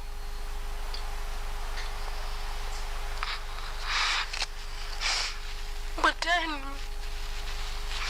I have to keep up this persona that people wanted, that I am fine. And while sitting there, people are speculating all sorts of things, and I can't come out. I can't say, oh, not this happened, not that happened. No, I was just letting all the stories flow around, and that is affecting my mother, because even though I am in Canada and getting this counseling, she's here within this culture. And for me to come out, I am saying that I'm gonna make my mom and my dad and my family relieve this again. I am putting them in the front of the world, exposing them to insults and doubts, to question their racing abilities, making them catch up with a society that might not catch up with them in their lifetime. That is the burden I have put on them. But I came to the fact and the conclusion that I can still be a fuller girl. I can still be a Gambian. Yaya Jammeh is not more Gambian than me. He's not more cultured than I am. To allow my identity to be taken away from me because I feel like my story does not fit in it was something I could not live with for the rest of my life. So I had to redefine who I was. That is to accept my story, and not just to accept it, but to tell my story in as crazy as it might sound, in this culture and in this space, and to take whatever backlash comes with it, so that the next person and the other people that come will be getting lesser and lesser of a backlash, and that it becomes okay, and that you can be powerful, you can move on with your life, you can be educated, you can be broken and then build up, you can be depressed some days and some days not, but it is okay, and it doesn't make you less of a Fuller, a Mandinka, a Jola, or any of our tribes that makes us Gambian. Ms. Jallow, thank you very much for answering all my questions. I have come to the end. Mr. Chairman, I hand over to the commissioners for any additional questions you may have. Thank you. Thank you very much indeed, Council. And thank you very much, Ms. Mafatu TOUFA JALLOW, for your testimony. Very lucid and articulate. Truly sorry again to you for the suffering that you endured. Before I say anything, I believe you had indicated that, or stated that the sexual assault on you by former President Yahya Jammeh took place at State House. Is that correct? Yes. Indeed. Incredible. 2 days in a row, we heard here Commander of State House Guards raping a young, vulnerable woman in the State House, in his office. Today, we hear that the President and the Commander-in-Chief of the Republic of the Gambia raped a young and vulnerable woman in a State House. This is just not assault on these young, vulnerable women. It was an assault on the Gambia as a whole. Because it's the National House of the Gambia that was used as a venue for the commission of these heinous crimes. We're truly sorry about that, you had to endure this. And the assault is not just on the two of you that we have heard here in State House, but also on the entire country. You cannot use the National House of the Gambia as a house for rape by the highest officers of the state. Truly sorry what you had gone through again. Commissioners, if you have any questions, please indicate. If not, oh, please go ahead, Deputy Chief. Deputy Chair. Deputy Chief. Thank you very much, TOUFA. I just wanted to know about your younger sister. Where is she now? She's here, in the Gambia and also in the audience, yeah. When she was held in custody, I hope she didn't undergo any torture or whatever? No, she didn't. It was more verbal, but nobody touched her. Nobody touched her. Okay, thank you. You're welcome. Commissioner Jones, please. Thank you, Ms. Jallow, for sharing your testimony with us. Just one question regarding the other girls that you were with, that is your batch. Whilst you were being invited to State House and receiving what you believed was a gift for being the winner of the competition or of the scholarship pageant, do you know at any point, or did you speak to any of the other girls, or did you hear rumors here and there that they were also being invited and receiving gifts as well? Right. I never heard of it because we never talk about it as a group, and I've never heard the rumors either. And we were not that much close. So we will go to public events, but when we disperse, we are not as close to a point that we'll be going to each other's home or spending more time outside of the events that we were having together. So none of the girls ever reported that to me, and I did not hear that too. Okay, so as far as you know, you were probably the only girl in your batch in 2014. As yesterday to Tida Jatta, right. Madam Tida Jatta representing the ministry, to ask whether any formal investigation was instituted to find out the magnitude or veracity of some of the rumors that were ongoing about the girls. And I know the Deputy Lead Counsel asked the question earlier whether regarding you speaking out, and you explained some of the factors hindering you speaking out at the time, including your mother. In your final remarks, it will be very good if you could also make recommendations, not just to girls, but also to boys who are also facing such challenges and might find themselves in such situations and might not want to speak out. So it would be very good if you can speak out as an ambassador to a lot of them. Thank you. Thanks. Thank you. Thank you very much indeed. Ms. Jallow, you may... Oh. Imam C, you have the floor, please. Farimata Jallow jarama jof. Jarama Imam. Min beltanima am e tampade tampuɗa nde to immiɗa to garɗa ta ala ko adduma sowna laɓɓin ko hoorema. Jarama. Interpretation.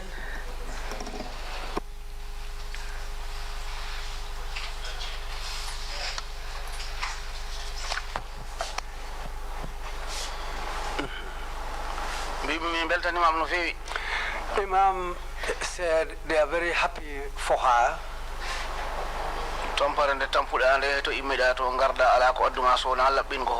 The sufferings you encountered, with all that, you decided to come and reveal your story.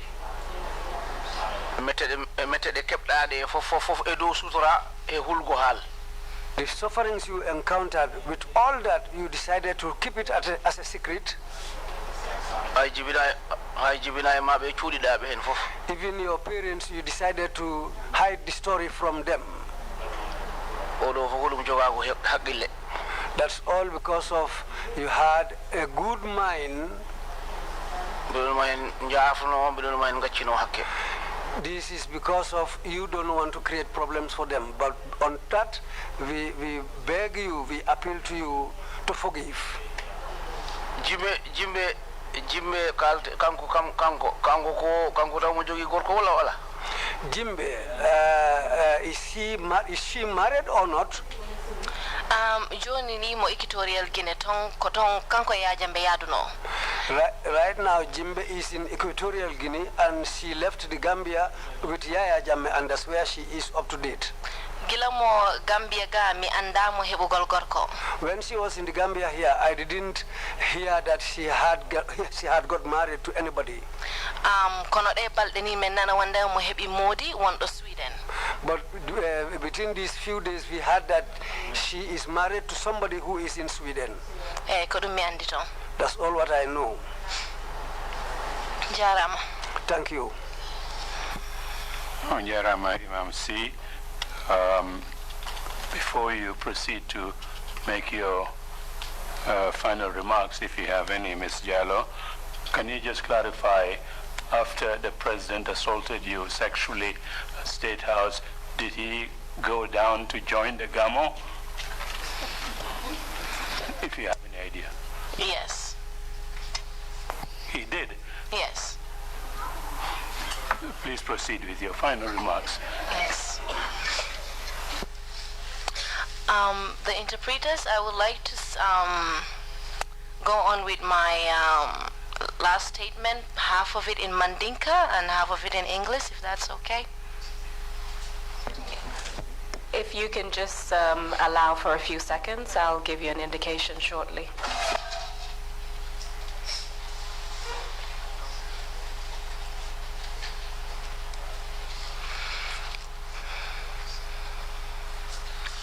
Yes, you may proceed. Thank you. Mbal kontona mbal jaila mbal fala commissioner ko ala baraka bake. I hereby extend my sincerest regards to the commissioners, and I'm also thanking them. Mbe Gambian ol fanang tankla bake yenying TRRC milondi. My thanks to the Gambian people too for setting up something like this TRRC. Bayring Gambian ol letamu TRRC. Because the TRRC belongs to the Gambians. Ngalone nyinka chasifa mandalala. I know that I'm not used to this type of speeches. Andong ngalone ko fanang amanke mo kenseng wala mo kunkiling le yenya pinkang. And I know that also it is not like it is a single person who raped me. Bankola manso wala yake. It is the head of state who did it to me. And I know that to believe that is very difficult for some people. Anungano ko adiamo sesia molsa for fengo fe mi alon ko wale batinala kachanyi sone ay tolbulo kono. And I know that a lot of people will find it difficult to believe this, and some people will also think how to make it easy for them. If you are a female, ibe ado kono mi alon ko ilatale ko promoso ye day. And you live in a culture whereby it is believed that women should be quiet. Aketa ado ti minko hani musobe fala ye day. And it is a type of culture whereby even if the woman is going to die, she should keep quiet. Aketa sutura ado fananti. It's a culture whereby they have to keep secrets.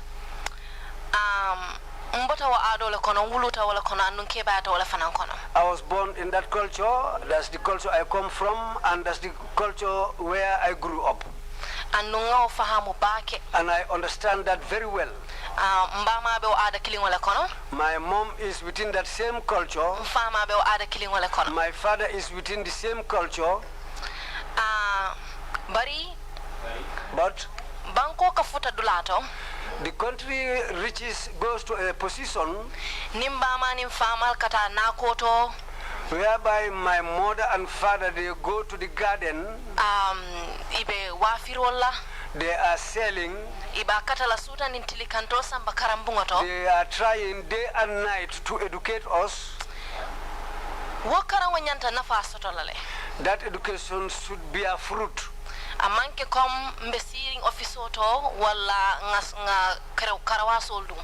It's not like that I'm sitting in an office wearing suits. But also our education should make us try and change a lot of things for our parents. Whereby we know where our parents went through.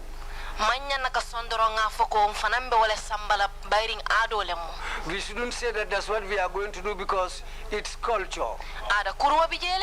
There is a very bad culture. There are bad cultures. There are good cultures existing.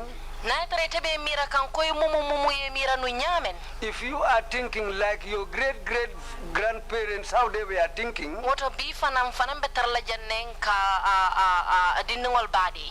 then we will be here today burying our children. Or we will be worshipping idols. Because this is what our great-great-grandparents were doing. But what has happened? How the nation goes, people said no. Let's look at it again. Let's change things. What is not good, let's try to do away with that. Let's try and install what is good and let's make it big. But to change that is always very difficult. If you find somebody sitting and they are holding to one single culture, you come a small child, you want to fight against that culture, they will fight you too. They will insult you. They can approach you by any way. But I think, however strong that culture is, this culture that we are following, the culture of keeping things secret, we all should agree that that culture is not good. Our girls, our boys, there are people, powerful people in the country, doing wrong things to those children. They are forcing themselves on these children.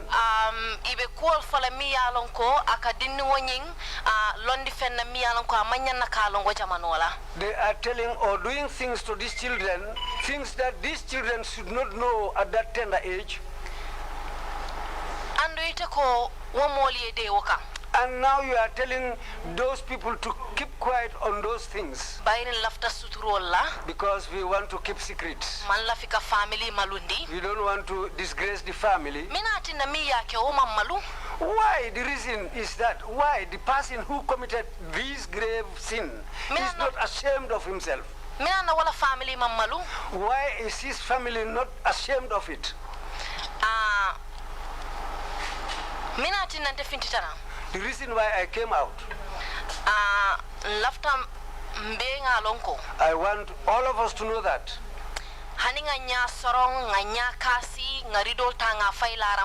even if we close our eyes, we pretend to be blind, we take the blinds and throw it on the bed, we pretend to be ignorant of what's going on. We know what's going on. In the offices, at the madrasas, powerful people in the military, everywhere, even in the market. That thinking, to think that If somebody has more money than you, or his position is higher than yours, or he has given sweets to children, or a woman, or a girl, this is why he has the right to force himself on that child or on that woman. It is that society who agreed to those bad things. It is because of us. Those people thought that when we do it, they will not say anything. They will say that the child is telling lies. The woman is telling lies. They will say, look at her. She's a strong-headed person. Even if that person is stubborn like a stone, even if she has 100 children, that gives nobody any right to touch the woman or to talk about her, to force her or to rape her when she doesn't like it. So I'll get into some part of English now.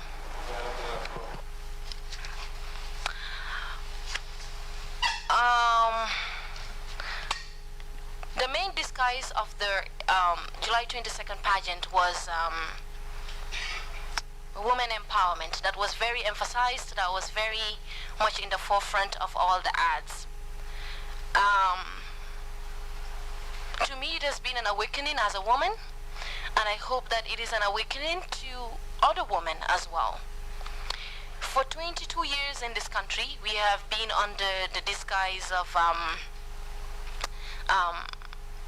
women empowerment and empowerment of all sorts. And I think women of the Gambia have endured more when it comes to ridicule, when it comes to disrespect, and when it comes to parading something in a way that we serve as a token instead of actual members of the society. We have not been taken seriously. Our self-worth has been measured based on how great of yai compines we are, how great we clap our hands for political leaders and politicians and people in power. We have been given a token. For example, we have been given a vice president who is a female. Even though she might have been a symbol, she might have been placed there to satisfy that narrative of women empowerment, you go deeper into the issues and you realize that that female that was put there was not actually having any direct effect on decision making.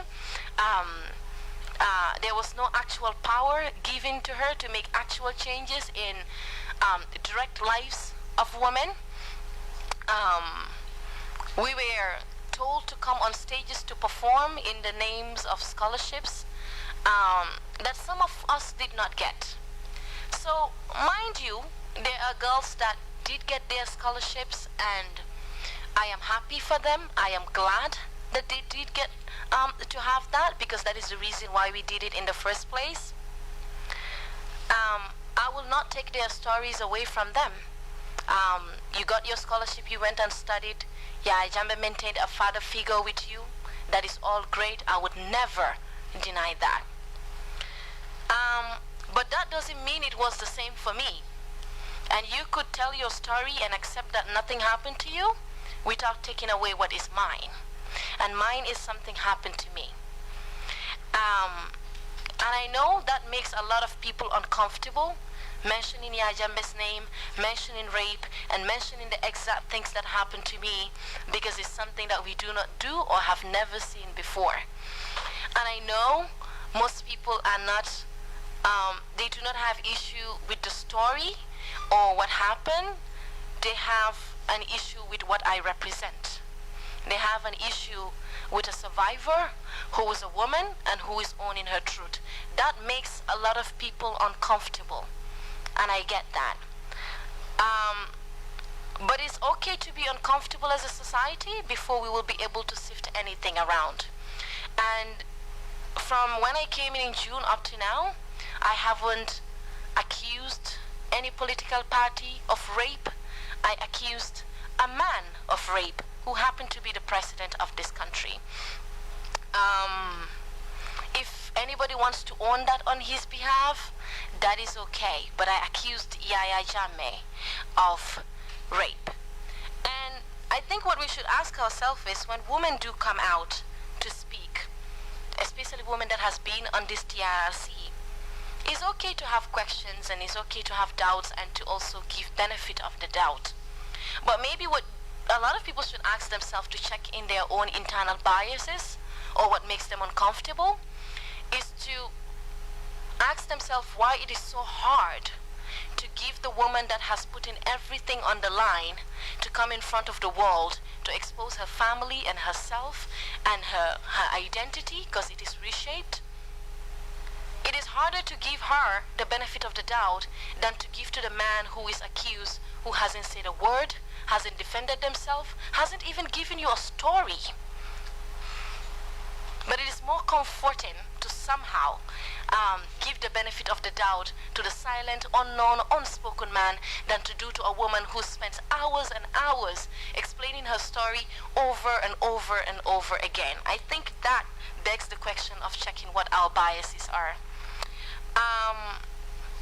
I am grateful for the women that have come forward. I am grateful for the women that continue to speak their truth. And I hope that the TRRC, as we have seen, has taken seriously the issue of gender-based violence. That is also a very essential part of what the end results of this is, what the recommendations would be for us as we head into our next chapter as a country. It will be unfortunate, it would have been very unfortunate to move on to the next chapter of this country without addressing the abuse that has been done to women over and over again. When it comes to recommendations, really, I think as a country and an institution and a government, to be very clear about projects that are being put forward, to have actual paperwork of what is expected, what is supposed to be done, and who does what, instead of being a vague people who run our institutions like we run our homes and in the markets, where we'll just say, kari mune, he said, do this, go to that one, and don't go to that one. To have it more systematic in a way that it is publicized, the information, on any project, especially if it involves vulnerable people. Also, it will be a great initiative to include social work in our college and our universities. They're perpetrators, they're survivors, they're victims. In between all of that, there is a gap, a significant gap of source to not have a nation that is half traumatized, half battered, and no one really has any source of professional support or help or believe and trust in confidentiality.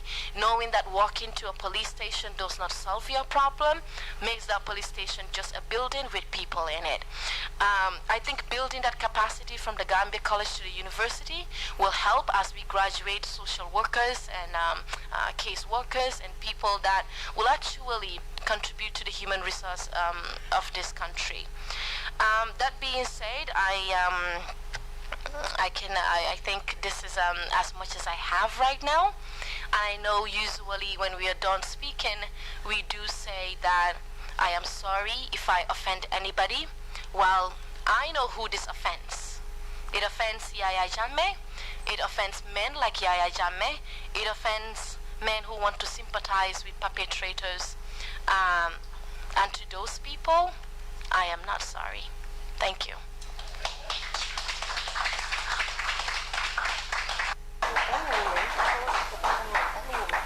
Thank you very much indeed, Ms. Jallow, for your testimony, and we really appreciate your coming to participate in our proceedings. This brings us to the end of the 8th... Sorry, Chairman. Yeah, I'll get to her. Yeah, just give me a second. To the end of the 8th session. Sorry, the 9th, yes. 9th session of our public proceedings. Council, you have a procedural point to raise?